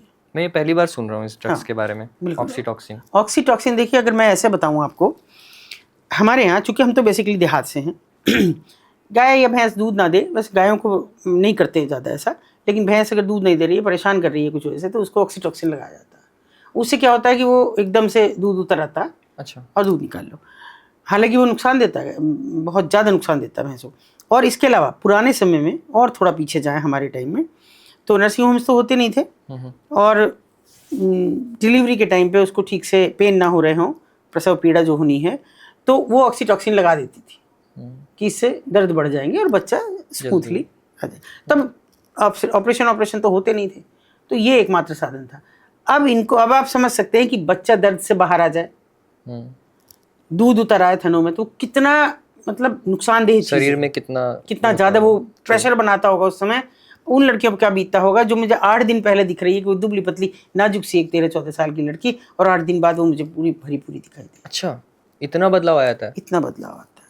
तो उसकी डोजेस भी बहुत ज़्यादा होते होंगे फिर उस टाइम पे? डोजेस भी होती है, और बैन है ऑक्सीटॉक्सिन। बैन है, इसके बाद भी यूज़ हो रहा है। एक जगह एग्जिस्ट करती है जहाँ पे इतना प्रताड़ित वो रह रहे हैं, चाहे ज़बरदस्ती हो, और कोई कुछ नहीं बोल रहा है। कोई कुछ नहीं। बहुत हमने कैंपेन चलाया उसमें भी, इसको ऑक्सीटॉक्सिन को बंद करो, कुछ नहीं हो, कुछ दिन को हुआ बंद हो गया, लेकिन मैं तो देखती हूँ बराबर है, झोला छाप ला के देते हैं उन्हें बराबर, और कोई कार्रवाई नहीं होती है। कोई नहीं मैम, ऑक्सीटॉक्सिन नहीं तो कम से कम शराब तो बंद कर ही ले रहे हैं लोग। पता नहीं मतलब मैं बोल रहा हूँ कि जो चीज़ें कहीं और कुछ जो ज़रूरी है बंद करना, वो शायद वो नहीं होगा। ये हर राजस्व जिससे आ रहा है उस किसी चीज़ को, ये शराब को भी कभी बंद नहीं करेगी। नहीं होता, मतलब मैंने जहाँ तक सुना है कि पूरी तरह से तो कहीं बंद हुआ नहीं, कहीं नहीं होगा। आशा करेंगे शायद ये ड्रग बंद हो जाए। Hope so. उम्मीद तो नहीं है। मैं तो अपनी सारी उम्मीदें छोड़ के केवल उन महिलाओं के लिए लगी बस अपना काम कि बस मुझे तो अपना, मैं ये उम्मीद नहीं करती सरकार कुछ करे। ये कोई काम करने का तरीका कि उठाओ उनके घर बंद करो और उनको फेंक दो, जाओ कहीं भी। अब वो रह रही हैं मोहल्लों में, वहाँ क्या करेंगी? आपने कौन सा उनको काम सिखा दिया? आपने कौन सा उन पे सुपरविजन रख रखा है? कुछ नहीं कर कि कोई देखे? कुछ नहीं। वो कुछ भी करेंगी। तो फिर ये मुझे नहीं समझ आता। ये ज़्यादातर स्टेट्स में वुमेन वेलफेयर के लिए 0.1% राजस्व है वो दिया जाता है गवर्नमेंट द्वारा। मतलब ये हालत है कि वुमेन को कितना पीछे रखा जाता है। नहीं, उससे भी बड़ी बात एक और बताऊं आपको, तो शायद आप लोगों की जानकारी में नहीं है। जहाँ रेड लाइट एरियाज हैं वहाँ रेस्क्यू ऑफिसर अपॉइंट होते हैं। अच्छा, सरकार की तरफ से। तो फिर तो लड़कियां वहाँ पे होनी ही नहीं चाहिए अगर वो सही काम करे तो। नहीं, कभी नहीं किया आज तक मैंने तो किसी को रेस्क्यू करते। मुझ पर मुकदमे जरूर लगाए, मुझे जरूर टीज किया हो रेस्क्यू ऑफिसर्स ने। अरे कहाँ आप लगी रहती हो, कहाँ एक वो मर गए, बहुत ज़्यादा सड़कें मरते हैं ऐसे लोग, मतलब इस बुरे हाल में कि मैं कह नहीं सकती बस। और उसके बावजूद भी लोग, अगली पीढ़ी भी बाज नहीं आती, अगले आएंगे वो भी करेंगे यही काम। क्यों बनाते हो फिर रेस्क्यू ऑफिसर? पूछ तो लो कितनी लड़कियां रेस्क्यू की, कभी तो पूछो उनसे। कौन पूछेगा सवाल? सरकार तो पूछे, उनके उच्चाधिकारी तो पूछे। कोई नहीं पूछता मैम। मेरे को लगता है कि जनता बस झेल रही है, और आई थिंक लड़कियां जिस हालत में है वहाँ पे, उसके बारे में हम शायद उतना बात भी नहीं कर सकते। मैंने सुना है कि एक दिन में एक लड़की 10 से 15 लोग क्या मतलब शिकार, ज़्यादा भी हो सकते हैं। अच्छा, ज़्यादा भी हो सकते हैं। इनके रेट्स डिसाइड होते हैं मतलब क्या, कैसे, मतलब देखिए वहाँ कुछ रेट नहीं है, वहाँ तो 250 से 300 कुछ नहीं, इससे ज़्यादा कुछ नहीं। तो ये क्या मजबूरी होती है? मतलब मैं एक दो ये जानना चाह रहा था कि जैसे आपने बच्चों के बारे में बोला कि उनके बच्चे उनके कब्जे में है, तो ये किस तरीके से चलता है बेसिकली, किस तरीके से देखो फंसाया अभी जाता है? जब से ये सब हुआ कि हमने कहा बिना प्रिकॉशन किसी आदमी के पास नहीं जाओगी, तो मैं ये भी समझाया कि तुम्हारे कल बच्चा हो जाता तुम्हें पता ही नहीं होता, लोग गाली दे रहे हैं, बस रट कह रहे हैं, तुमको पता ही नहीं लग रहा है कौन किसका बच्चा है। स्कूल में ले जा रही हूँ तो तुम बता ही नहीं पा रही किसका बच्चा है, किसका नाम लूँ, कुछ भी लिख दो दीदी मुझे क्या पता।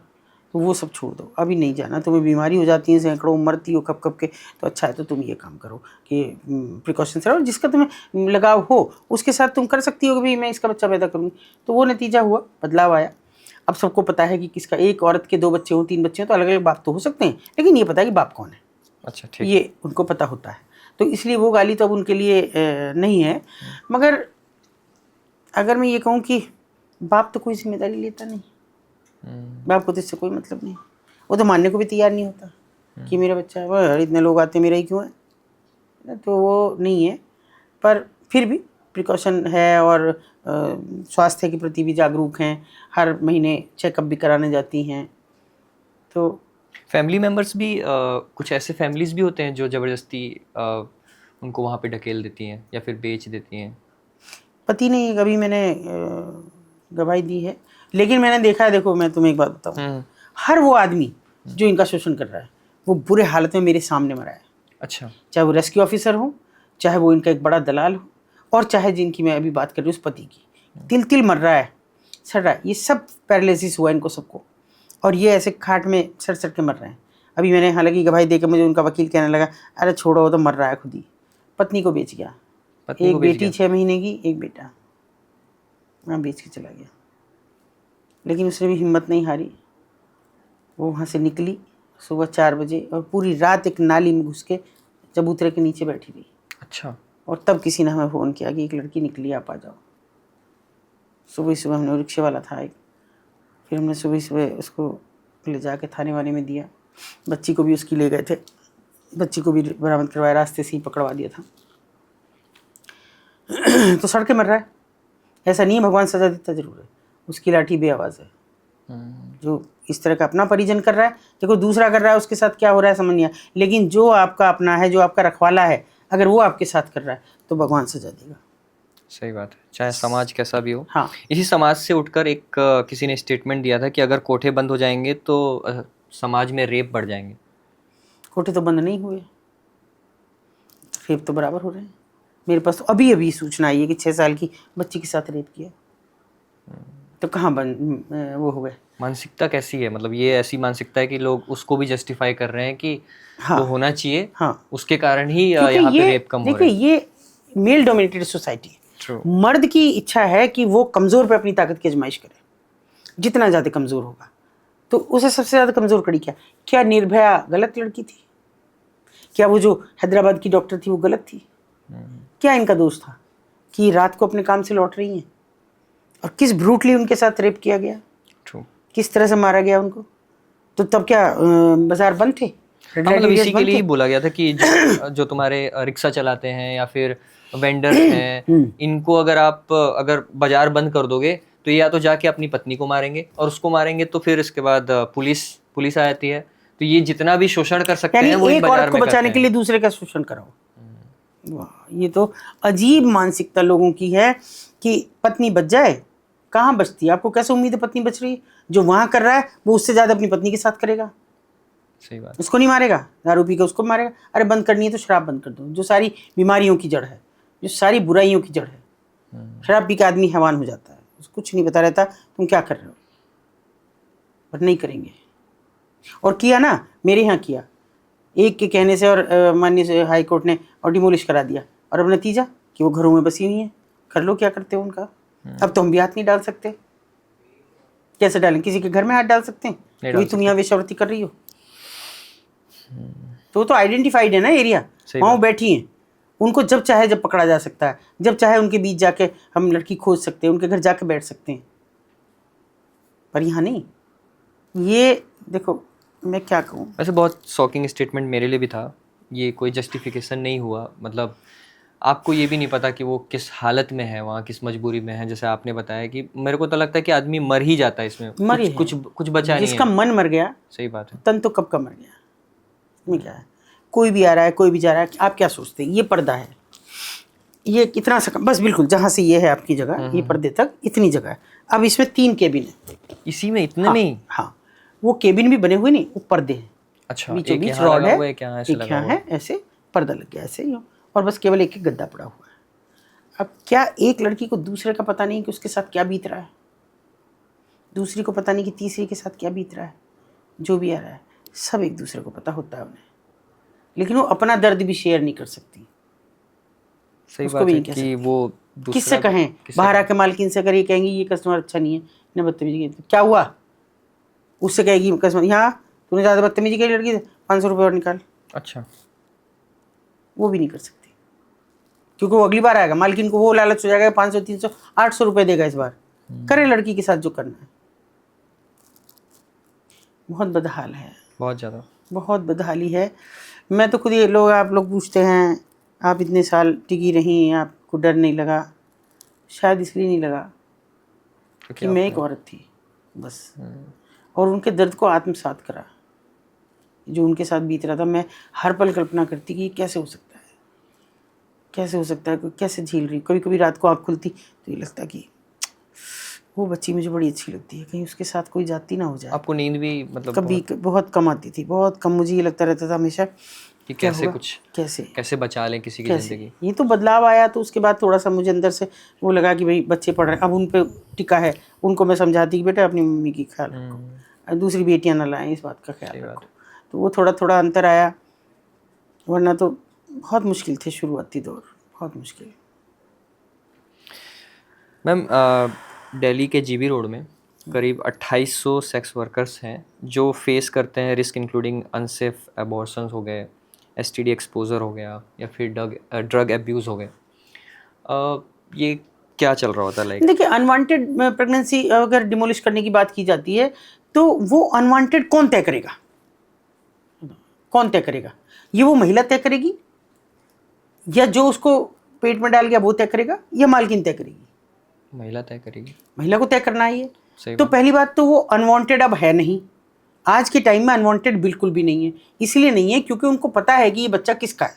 अभी तो वो बिना प्रिकॉशन किसको आने नहीं देती, किसी को HIV पॉजिटिव नहीं होना, क्योंकि ट्रकर्स जाते हैं, रिक्शे वाले जाते हैं जो 10 जगह मुंह मारते सही हैं, बात। वहां जाते हैं, अनसेफ सेक्स नहीं करती हैं अब वो चाहती हैं कि हम जिंदा तो रहें कम से कम, तो इस ये बुरे हाल में तो ना मरें। पहले मतलब अगर कोई एक पर्सन जा रहा है वहाँ पे, हाँ कोठे में जा रहा है या फिर हाँ वहाँ रेड लाइट एरिया में जा रहा है, हाँ हाँ, तो पहले ये कैसे पता चलेगा कि इसको HIV है कि नहीं है? ना फिर हो कोई ना हो तो यूज करें ना, प्रोटेक्शन यूज करें। तो जो ये हाँ। अनसेफ एबॉर्शंस जो हो रहे होते हैं, ये भी तो बहुत बहुत ज़्यादा देखिए, कॉमन है। इसके ये बहुत कॉमन नहीं है, ये कॉमन नहीं है। कुछ चीज़ें ऐसी हैं कि जिनको मैं अगर कहूँगी तो लोगों को बुरा लगेगा। ये जो रिपोर्ट्स होती हैं ना, इनमें 10% भी सच्चाई नहीं होती। ये बंद कमरों में AC रूम्स में बैठ के चंद बड़े लोग बैठ के इसको कर लेते हैं, और चंद बड़े NGOs बैठ के कर लेते हैं। मान लिया कि अनवांटेड प्रेगनेंसी टर्मिनेट करा देते हैं, अनवांटेड कौन तय करेगा? टर्मिनेशन कौन तय करेगा? सही बात है। इतना हक तो उन्हें है। अगर नहीं, मान वो लो हक भी नहीं दिया जाता। वो भी मैं नहीं, उसी की बात कर रहा मानती हूँ हूँ कि मैं। जो STD अगर से 3 exposure है। महीने तक किसी लड़की को ये नहीं पता लगा, किसी मालकिन को ये पता नहीं लग रहा कि लड़की प्रेग्नेंट है, सही बात है। तो कैसे कराएगी उसका? उसके बाद डॉक्टर नहीं करेगी।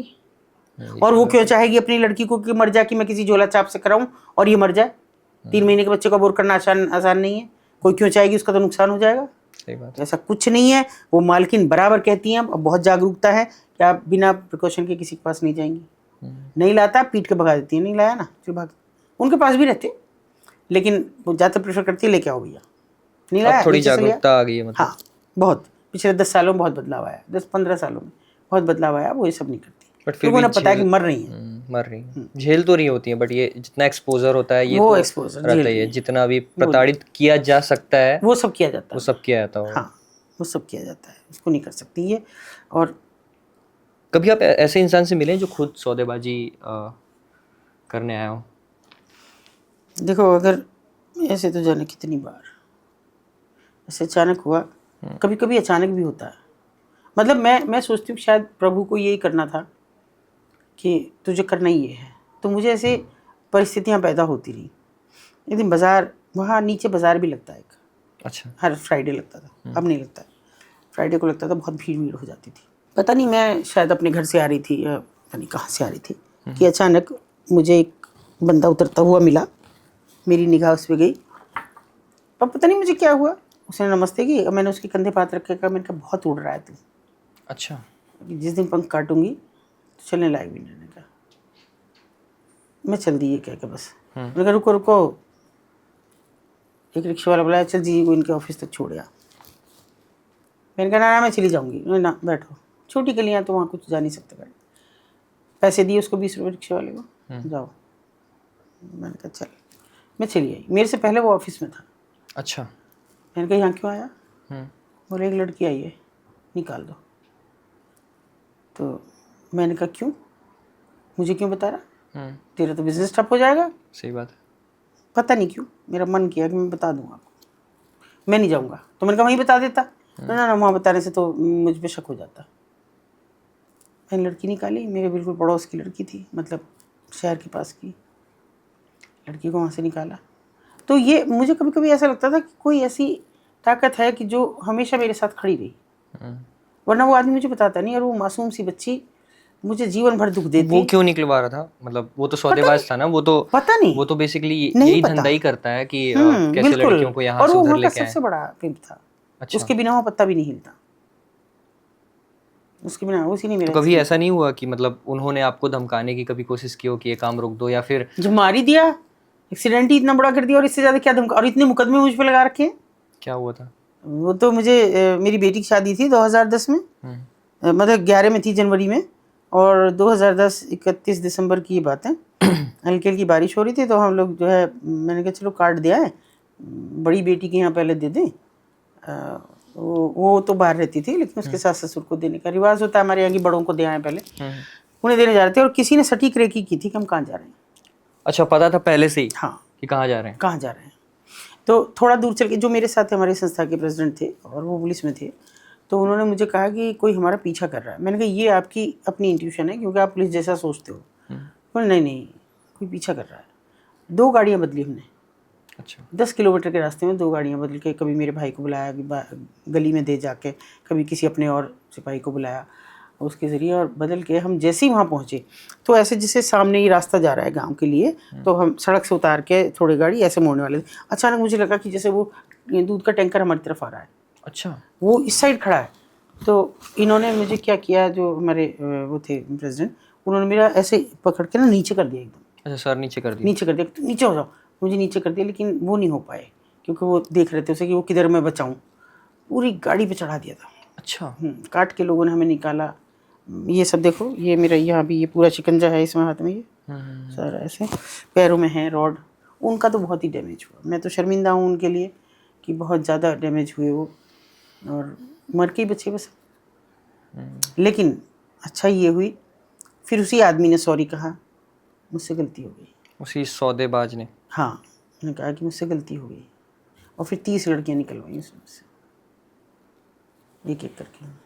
जो होता है अच्छे के लिए होता है, वैसा वाला हो गया। मैं प्रायश्चित, मैंने कभी उनको मैंने कभी दोष नहीं दिया। उन्होंने मुकदमा कराया, मैं अगले दिन हंसते उनके पास चली गई। मैं तो कहा बस। मुकदमे कैसे आपके ऊपर? किस टाइप के मुकदमे? अरे मुझ पे सब तरह के एब्डिक्शन, कि मतलब आप वो अगवा कर रहे हो, ऐसा? हाँ, हमारे लड़की जब लड़की निकालती है तो उसको अगवा कर लिया। अच्छा, आपके अभी तो ऊपर सब चीजें होती हैं मीडिया के सामने, तो वो चाहे खारिज अगले दिन हो जाए, लेकिन होता तो है। टेक्निकली तो दिक्कत होती है, और पैसा मांगती हैं हमसे। और अच्छा, जो वो ब्रोथल चला रही होती हैं, जो मालकिन होती हैं, वो आप लोगों से पैसा मांगती हैं कि मेरे तो एक बच्ची चली गई या फिर एक लड़की चली गई, हाँ, मुझे उसका पैसा दो।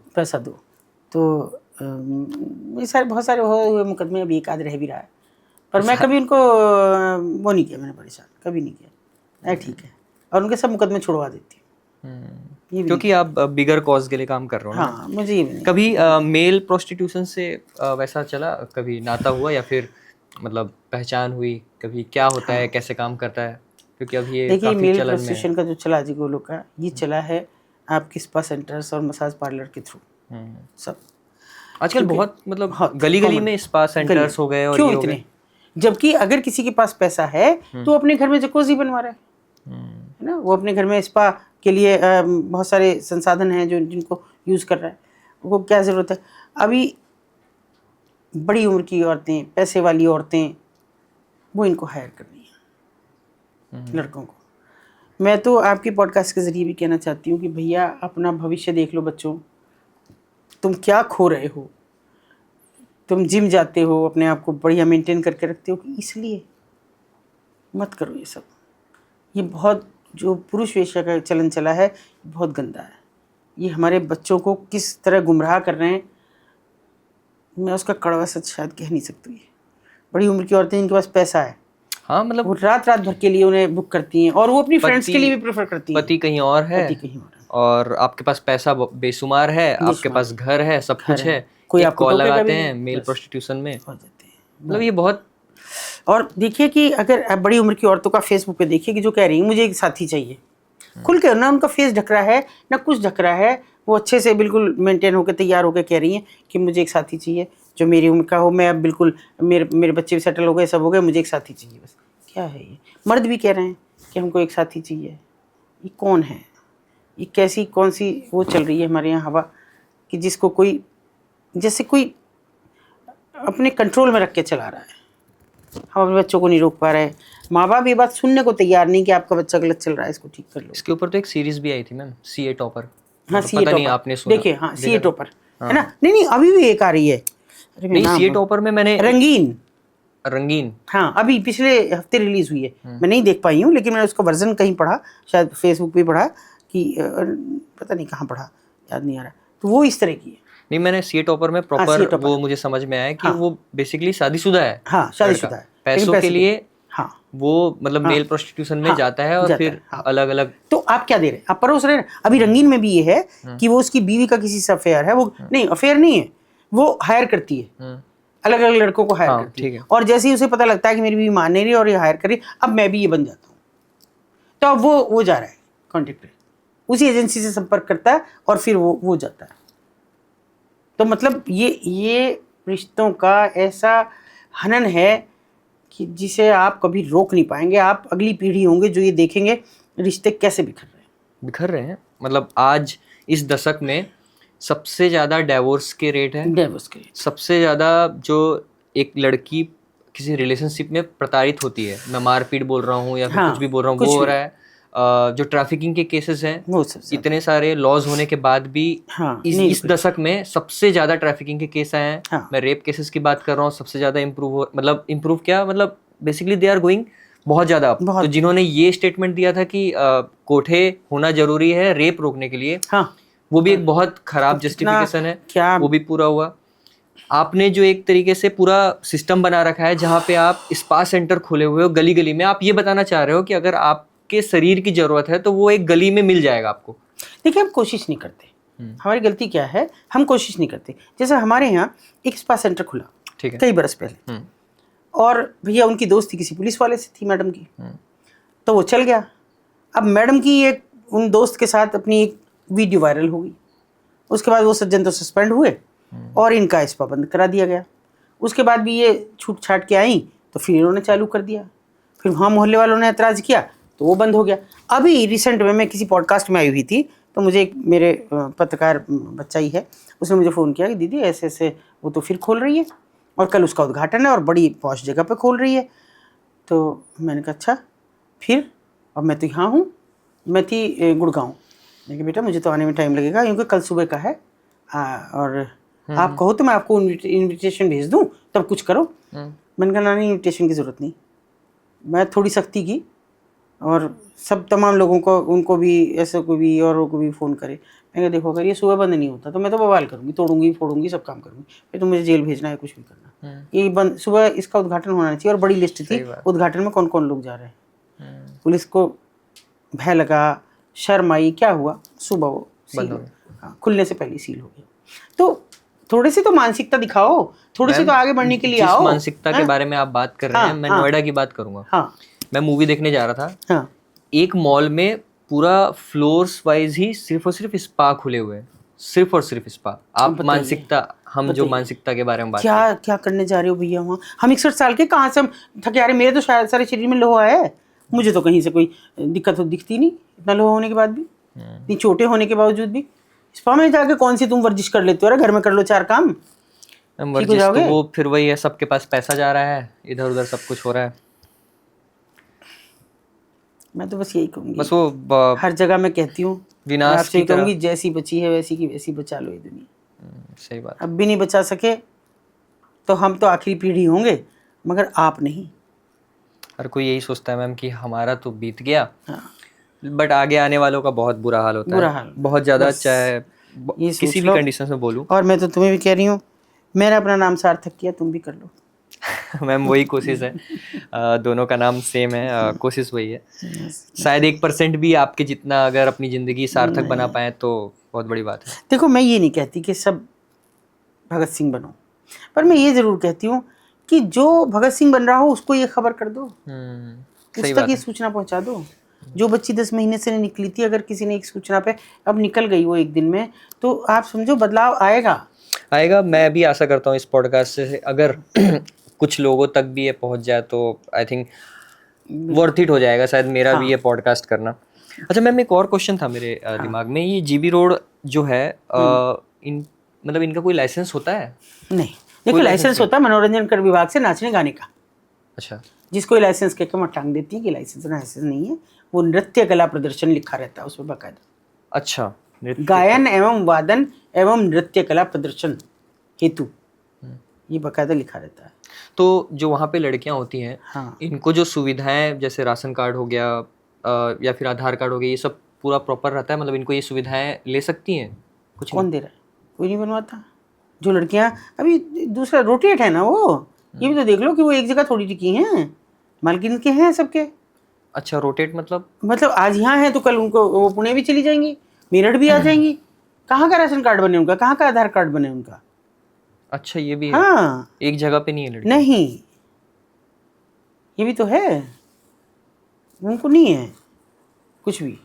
अपने यहाँ हमने किया, जन्म प्रमाण पत्र भी बनाते हैं और अब वो आवाज़ लगा के भी बुलवाती हैं कि दीदी भेज दो, बच्चा हुआ है, ये इसका जन्म प्रमाण पत्र बन जाए। मृत्यु प्रमाण पत्र भी बनवाते हैं, वोटर कार्ड बनवाए हमने, आधार कार्ड बनवाए उनके। अच्छा बाद में? हाँ हाँ, राशन कार्ड भी बनवाए कि भाई तुम्हें सब चीज़ें सुविधाएं मिलनी चाहिए। लेकिन ये बड़ा एरिया है, जितना बड़ा एरिया है उतनी ज़्यादा वहाँ असुविधाएं हैं, सुविधाएं नहीं, असुविधाएं हैं वहाँ उतनी।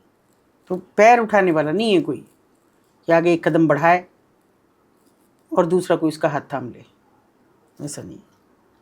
वो ये मुंह मोड़ लिया जाता है, मुंह मोड़ लेते बस हैं, इसका यही सॉल्यूशन है कि बस मुंह मोड़ लो, बस आंख बंद कर लो ना, आँख बच बंद कर गए, लो। कुछ नहीं हो रहा है आपके यहाँ। कभी कोई ऐसा वाक्य आया है जब आप किसी को रेस्क्यू करने गए हो, तो कोई ऐसी लड़की जिसके ऊपर किसी ने तेजाब फेंक दिया हो या फिर फिजिकली इतना प्रताड़ित कर दिया हो कि वो ऐसी कंडीशन में मारपीट हुआ हो, चेहरे पे कुछ हुआ हो या फिर वैसा कुछ, ऐसा कोई इंसिडेंस आपको याद आता है? देखिए इंसिडेंट तो कई हैं, वो भी है। मैं तेजाब ये पे- स्टोरी इसलिए पूछ रहा हूँ ताकि जिस टॉपिक में हम बात कर रहे हैं वो उसकी ग्रेविटी लोगों तक पहुँचे कि मतलब क्या है अब एक्चुअली। देखिए बच्ची के लिए मुझे एक मालकिन फ़ोन करती है, मैं उस लड़की की तो नहीं बात करूँगी लेकिन मैं दूसरे बता रही हूँ आपको। वो कहती है कि दीदी ये बहुत बीमार है, आप यहाँ आ जाओ, मैं नर्सिंग होम में और इसे एडमिट नहीं कर रहे। अच्छा ऐसे इतना मतलब भरोसा ये मुझ पे, लड़की वहाँ से ही थी? हाँ ठीक मुझ है। पे मुझे भरोसा इतना तो करती, मालकिन का फ़ोन आया, इतना तो करती है कि मैं उन्हें कहीं भी नुकसान नहीं पहुँचाती कभी। तो मैं वहाँ गई, मैंने देखा लड़की बड़ी बदहाल। मैंने डॉक्टर से कहा, मैंने कहा मैम आप इसे एडमिट तो करिए। बोले आप गारंटी लेती हैं? मैंने कहा हाँ मैं ले रही हूँ। किस बात की गारंटी? मतलब मर गई या कुछ फॉर्म अच्छा भरेंगी? ठीक है। हम कहा मैं भर दूंगी, कोई बात नहीं, बताओ हुआ क्या है इसे? तो मैंने कहा अच्छा ही पॉजिटिव तो नहीं? तो उन्होंने कहा नहीं उससे भी बुरी हालत है इसकी, मतलब मिर्च और चूना डाल के उसके साथ सेक्स किया गया था और इस कदर किया गया था, और वो 17-18 साल की बच्ची, इस कदर किया गया था कि वो चीख रही थी, चिल्ला रही थी, फिर वो धीरे धीरे चिल्लाना बंद हुआ उसका, और मैं नहीं बता सकती उसकी क्या हालत थी। वो कहती मेरी यहाँ है दर्द, नहीं नहीं यहाँ है मेरे यहाँ, मुझे बचा लो बस, मुझे कैसे भी मुझे बचा लो, या मेरे जहर का इंजेक्शन लगा दो, या मेरे जहर का इंजेक्शन लगा दो।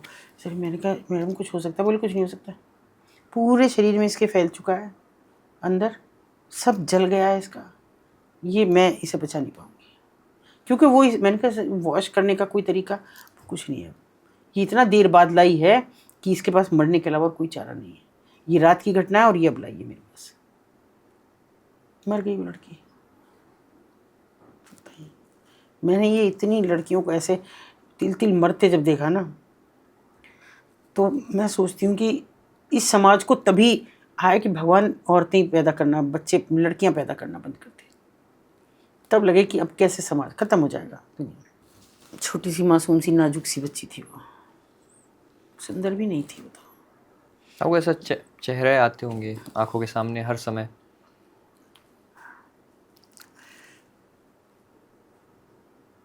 खैर आप जितना कर रहे हैं मुझे लगता है कि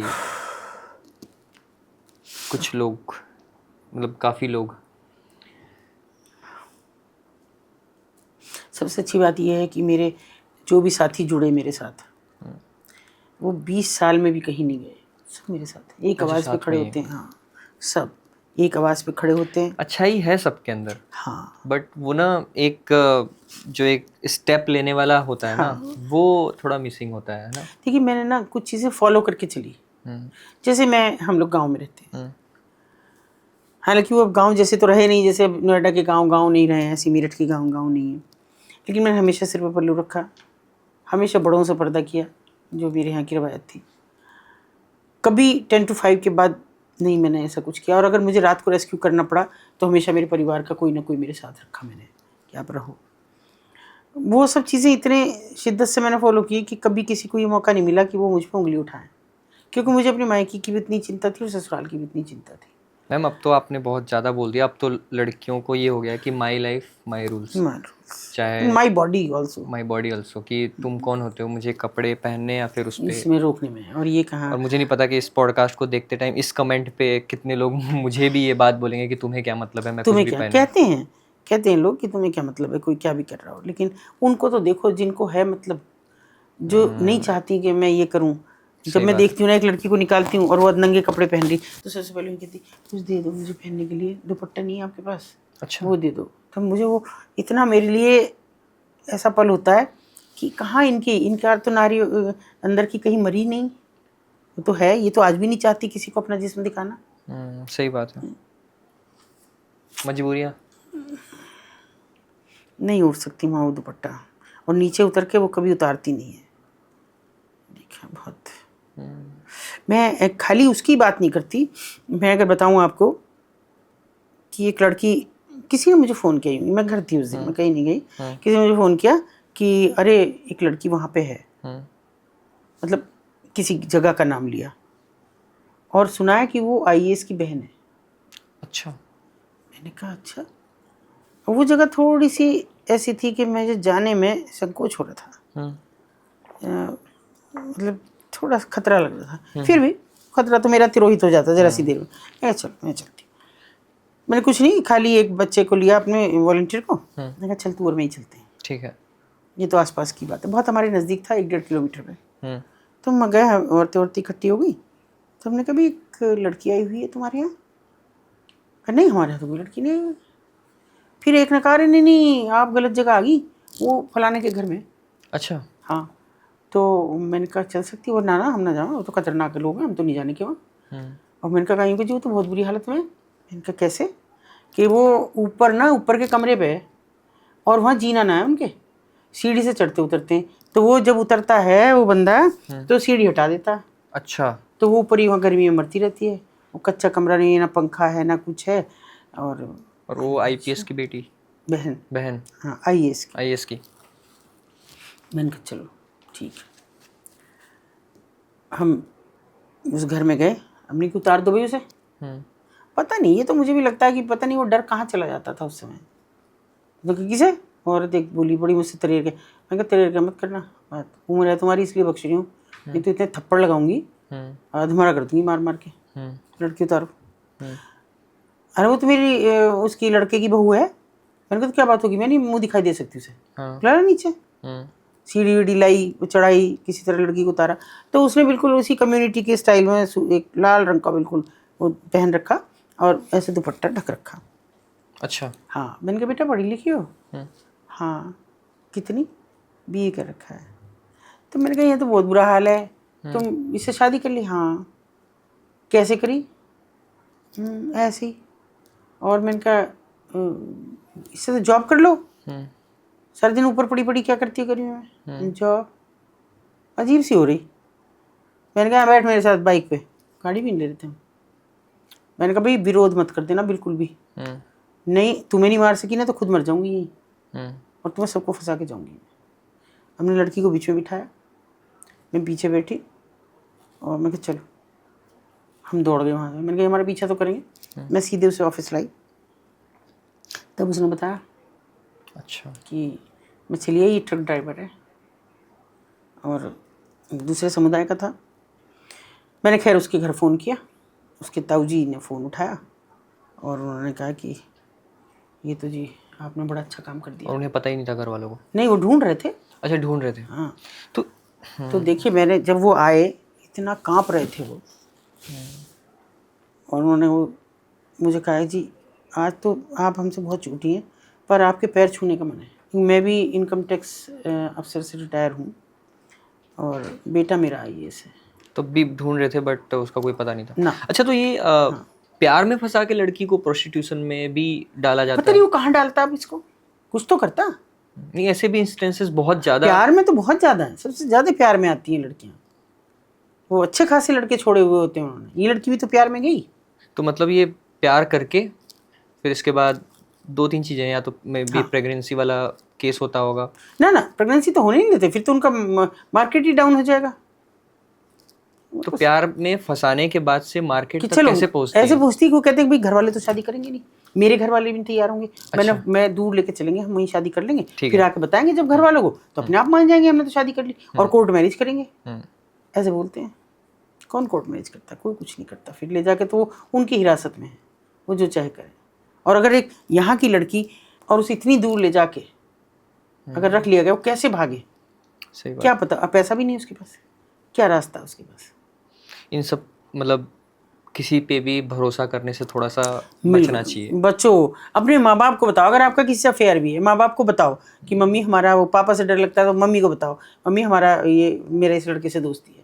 अब मैं आपके सामने, और माँ बाप को भी मैं कह रही हूँ, माँ बाप से कहो कि बेटा जब भी आप अपनी बच्ची से कहें कि बेटा जब भी मिलना हो तो घर में मिलो, अपने बाहर क्यों बदनामी करते हो? बैठो आराम से, बैठो, पढ़ो लिखो, साथ में बात करो, एंजॉय करो, कौन मना कर रहा है? आज तो सबसे पहले घर वालों से ही छुपाते हैं, लेकिन सबसे छुपाते हैं। जबकि अगर वो बदमाश है लड़का, तो वो घर आने के नाम पे ही आपसे दूर हो जाएगा। अच्छा, जब उसे जैसे ही लगेगा कि ये तो घर बुला रही है, सबको पता कह रही चलेगा। सबको बता दिया इसने, ये तो बड़ा गड़बड़ हो जाएगा।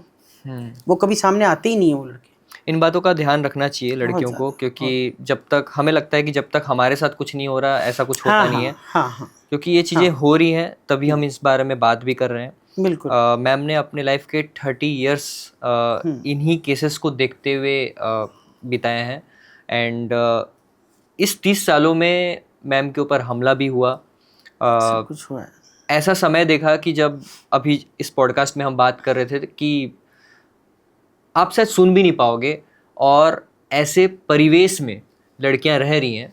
सो I think safety is in your hand. And बिल्कुल। इस पॉडकास्ट को शेयर ज़रूर कीजिएगा। मैं किसी पॉडकास्ट में 2 से 3 बार कभी नहीं बोला हूँ पॉडकास्ट को शेयर करने के लिए, क्योंकि मुझे लगता है कि हमारी भी एक रिस्पॉन्सिबिलिटी है।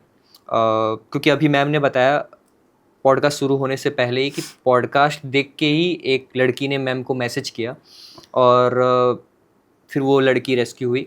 So just do your duty. Ma'am, ये समाज, सिस्टम या मानसिकता, किसकी सबसे ज़्यादा प्रॉब्लम है? देखिए, समाज की तो ये प्रॉब्लम ही नहीं है, ये तो मानसिकता की प्रॉब्लम है। और सिस्टम जो उसको सपोर्ट करता है, गैर जिम्मेदार है। सपोर्ट उसको भी नहीं करता और सपोर्ट खुद को भी नहीं करता। सिस्टम है गैर जिम्मेदार, और हमारी है मानसिकता कि हम कैसे एक पंजों में फंसाएं किसी को और उससे पैसा कमाएं। सस्ता, तो ये विश्व का सबसे ज्यादा धन देने वाला इस समय व्यवसाय है। ट्रू, बहुत ज़्यादा धंधे। मतलब मैं अभी वो नहीं रख पाया आपके सामने, स्टेट्स नहीं रख पाया। सबसे ज़्यादा जो रेवेन्यू जनरेट करके दे रहा है वो ये वैश्याकरण और रेड लाइट एरिया बोल सकते हैं। फिर ये दे रहा है। और तो कैसे फिर आप क्यों रोकेंगे? सिस्टम क्यों आएगा? राजस्व चाहिए उन्हें। शराब भी तो नहीं रोकता सिस्टम, शराब से राजस्व ज़्यादा आता। तो हर उस बुरी चीज़ को नहीं रोकेगा। आप सिस्टम कहता है पॉलीथीन का इस्तेमाल मत करो, बर्बाद हो गए शहर, नाले भर गए, लेकिन दुकानों पे छापे मारेंगे, फैक्ट्री बंद नहीं करेंगे, फैक्ट्री के लाइसेंस बराबर चलते रहेंगे। सही बात है। तो ये कैसे? आप रूट कॉजेज को नहीं बंद कर रहे, रूट कॉज को चिन्हित नहीं कर रहे, तो कैसे होगा? सही बात है। मानसिकता बोलूं कि हवस बोलूं? नहीं, हवस नहीं है ये, मानसिकता है। कमजोर पे ताकत की आजमाइश है, हवस नहीं है ये हरगिज भी। हवस तो आदमी अपने घर में भी पूरी कर सकता है, और बहुत सारे ये गुस्सा है, ये वो फ्रस्ट्रेशन है, ये फ्रस्ट्रेशन है, और ये कि मुझे एक आदमी, मैं उसका कैसे उसको शोषण कर सकूं, क्योंकि वो विरोध नहीं करेगी। क्योंकि जो आपने अभी वाक्य बताया वो मिर्च वाला, वो मतलब एक माइंड की एक ऐसी आपको शून्य कर देता है। ये सोच के मैं जब कभी उसे याद करती हूँ तो मुझे लगता है कि इससे ज़्यादा बुरा और कुछ किसी बच्चे के साथ हो नहीं सकता। और अगर आप इसमें इन्वॉल्व हैं तो मैं सबसे कह रही हूँ, हट जाओ। एक दिन आपकी भी बेटियाँ हैं, आपकी भी अगली पीढ़ियाँ हैं, उन्हें संवार लो बस। अगर अब भी नहीं कर सकते तो फिर कभी नहीं कर पाओगे, और इससे भी बुरा वक्त देखने वाले हैं आगे। इससे बुरा जो स्वेच्छा से होना है वो तो वहाँ झेल रही हैं, लेकिन आप स्वेच्छा से भी झेलेंगे फिर। सही बात है। हमने मानसिकता के बारे में बात कर ली मैम। कोई ऐसा कोई, अब मैं थोड़ा सिस्टम पे ही बोलूँगा, लास्ट क्वेश्चन है मेरा ये। आपका इतना एक्सपीरियंस है, 30 इयर्स का एक्सपीरियंस है। हमने मानसिकता के बारे में बात कर ली कि कैसे मानसिकता बदली जा सकती है, समाज के बारे में बात किया हमने। मैं बात करूँगा अब सिस्टम के बारे में, एक लास्ट क्वेश्चन, कि इतने एक्सपीरियंस में आपको क्या लगता है ऐसे कौन सी पॉलिसीज या फिर लीगल रिफॉर्म्स हैं जो आप सरकार तक या सिस्टम तक पहुंचाना चाहेंगी, स्पेशली इन सब चीज़ों के लिए कि ये सही हो जाए? ये मैं पहला तो ये चाहती हूँ सरकार इस बात पे ध्यान दे कि आप इतना आप वो करते हैं, सशक्तिकरण पे बात कर रहे हैं और आगे उनके पुनर्वास पे भी बात कर रहे हैं, और लोगों के, मैं इनकी बात नहीं कर रही, आप मजदूरों के पे भी कर रहे हैं, तो उनको भी कहीं तो मजदूर, जब आप सेक्स वर्कर कह रहे हैं, सही बात। वर्कर कौन है? जो पैसे के बदले अपना श्रम दे, वो वर्कर है कानून की भाषा में। ये भी तो पैसे के बदले अपना श्रम दे रहे हैं, फिर इनको ऐसा वेश्यावृत्ति का नाम क्यों? जब और लोग अपने आप को इस्तेमाल करके, एक मजदूर काम करता है, अपना श्रम ही तो करता है, अपनी देह का इस्तेमाल करता है ना, तो ये भी तो अपनी देह का इस्तेमाल करके वर्कर आपने तो माना है, आपका कानून ही तो कहता है सेक्स वर्कर। वो खुद को तो नहीं कहती, वो तो नहीं कहलवाना पसंद करती कि हमें सेक्स वर्कर क्यों कहते हो? सही बात है। तो आप किन्नर को अपना थर्ड जेंडर मान सकते हैं। इनको किसने दिया ये वेश्या का नाम? ये हटा दो इनके नाम से, इनके माथे से कलंक भी हटा दो। वो तो भले घर की बच्चियां थी, वहाँ जाकर अपने सेक्स वर्कर, और अगर सेक्स वर्कर हैं तो उन्हें फिर खुली छूट दो कि आप सेक्स वर्कर हैं तो सेक्स की उसकी तरह से वर्कर की तरह काम करिए, सिस्टम से करिए, टाइम पे करिए, कि इतना समय बस, इससे ज़्यादा नहीं। आई थिंक यही तो आया ना सुप्रीम कोर्ट का जो जजमेंट आया कि prostitution is legal in India, but जो ट्रैफिकिंग है और बाकी चीज़ें हो रही हैं वो अलाउड नहीं है। वो अलाउड नहीं है, बट फिर भी वो अभी चल रहा है। फिर वो कौन है? फिर वो कौन से सिस्टम को लीगल कह रहे हैं? कौन है वेश्यावृत्ति करने वाले? वही ना जिनको फंसा के बच्चियों को हमने वहां बेच दिया। ये भी बात है, कोई तो अपनी मर्जी से तो वहाँ अपनी मर्जी से कौन वेश्यावृत्ति करेंगी? उन लड़कियों को आप उस कैटेगरी में नहीं ला रहे। वो किसी एक के साथ एक रात बिता के आएंगी 50,000 में, 1 लाख में, और वो 15 कस्टमर 20 कस्टमर निपटाएंगी 50 रुपए में, 100 रुपए में, 100 रुपए में, 200 रुपए में। और वो जिनकी शक्ल देखने को जीना करे, जो महीनों से नहाए ना हो, जिनका शरीर बास दे रहा हो, जिन्होंने कभी जिंदगी में मंजन ना किया हो, मतलब जो 50 साल की उम्र, 52 साल की उम्र, मतलब जिनको यही नहीं पता कि वो उनके पैरों में कितनी बीवाई खुली हुई है, कितने गंदे उनके पैर है, कितने गंदे उनके हाथ हैं, वो उन्हें नौच खसोट करके जाए। किसकी बात कर रहे हैं फिर? तो भैया उनको वेश्यावृत्ति कैटेगरी में क्यों ला रहे हो? उन्हें सेक्स वर्कर का टैग हटाओ उन पे, या फिर उन्हें वर्कर होने के सारे हकूक दो। जब आप एक लेबर लॉ वो उन पे लागू होता है, वो सारा लागू ये बहुत बार हमने कोशिश कर ली, लेबर लॉ उन पे लागू करो। जब आप एक मजदूर को मैसन वर्कर कहते हैं, जब आप एक जो भी वर्कर है उसको वर्कर कह रहे हैं, आप लेबर अड्डे बना रहे हैं, उनके अड्डे से एतराज है, उनका भी तो अड्डा ही है ना वो, वहाँ भी तो वो वर्कर मिल रही है जिसकी ज़रूरत है इंसान को। कौन आ रहा है उनके पास? के जानवर आ रहे हैं? आप ही के समाज के लोग हैं ना जिनको ज़रूरत है। जब हमें एक मजदूर की ज़रूरत है हम लेबर अड्डे पे जाते हैं। आपने भी देखा होगा, लेबर चौक भी है यहाँ, लेबर अड्डे पे हम जा रहे हैं और वहाँ से एक आदमी को भाई इसको दे दो, ये ठीक है। वहाँ भी तो यही है। हाँ, यही हो रहा कि आपको अपनी ज़रूरत पूरी करनी है तो एक गए, एक महिला का ये है मुझे चाहिए, फिर उनमें इनमें क्या फ़र्क है? क्या फ़र्क आप देना चाहते हैं? और मुझे समझ एक बात नहीं आती है कि हमारी इज्जत, मान, मर्यादा औरत की जिम्मे है सब। उस पुरुष के नहीं जो वहां जा रहा है, वो खींच के ले जा रही है उसे, वो घसीट के ले जा रही है। वो तो तुम्हारे घर के मर्द जा रहे हैं ना उन्हें खराब करने, तो उन मर्दों को रोको ना।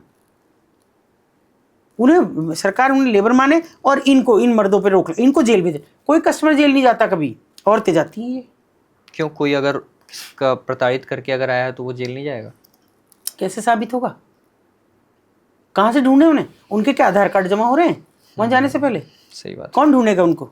कोई नहीं ढूंढेगा। वो तो जब तक चला जाएगा जो हो अरे गया, वो तो उस समय भी जब वहाँ रेड भी होती है तब भी नहीं पकड़ते, वो तो धीरे से निकल जाते हैं। सैकड़ों रास्ते हैं वहाँ निकलने के। आप चक में कूद जाओ, दुकान में कूद जाओ, लास्ट में पैसे देके छूट जाओ। कहाँ कस्टमर पकड़े जाते हैं? मुझे लगता है आपने बहुत ही एक अच्छी लास्ट में पॉइंट बोल दिया मैम, कि आप लड़कियों को बोलते हो पहले उन लड़कों को, और जो समाज के जो लोग वहाँ पे जा रहे हैं उन्हें रोक दो, उन्हें रोको, शायद ये सब सारा कुछ बंद हो जाएगा। और वो तो कहती है कि तो हमारी दुकान है, जिस दिन हमारा सामान खरीदने नहीं आओगे बंद हो जाएगा, हम कहीं कुछ बर्तन मांजेंगे, कुछ भी करेंगे। मतलब सारा बदलाव हमारे हाथ में है बस। और शायद किसी की जिंदगी भी आपके हाथ में है। इस पॉडकास्ट को देखने के बाद भी इसे और नजर रखो बच्चों पे, मत भूलो अपनी जिम्मेदारी। मैं माँ बाप से भी कहती हूँ, मत डरो बच्चों से कि वो कहें कि हम बड़े हो गए, हम 18 साल के हो गए।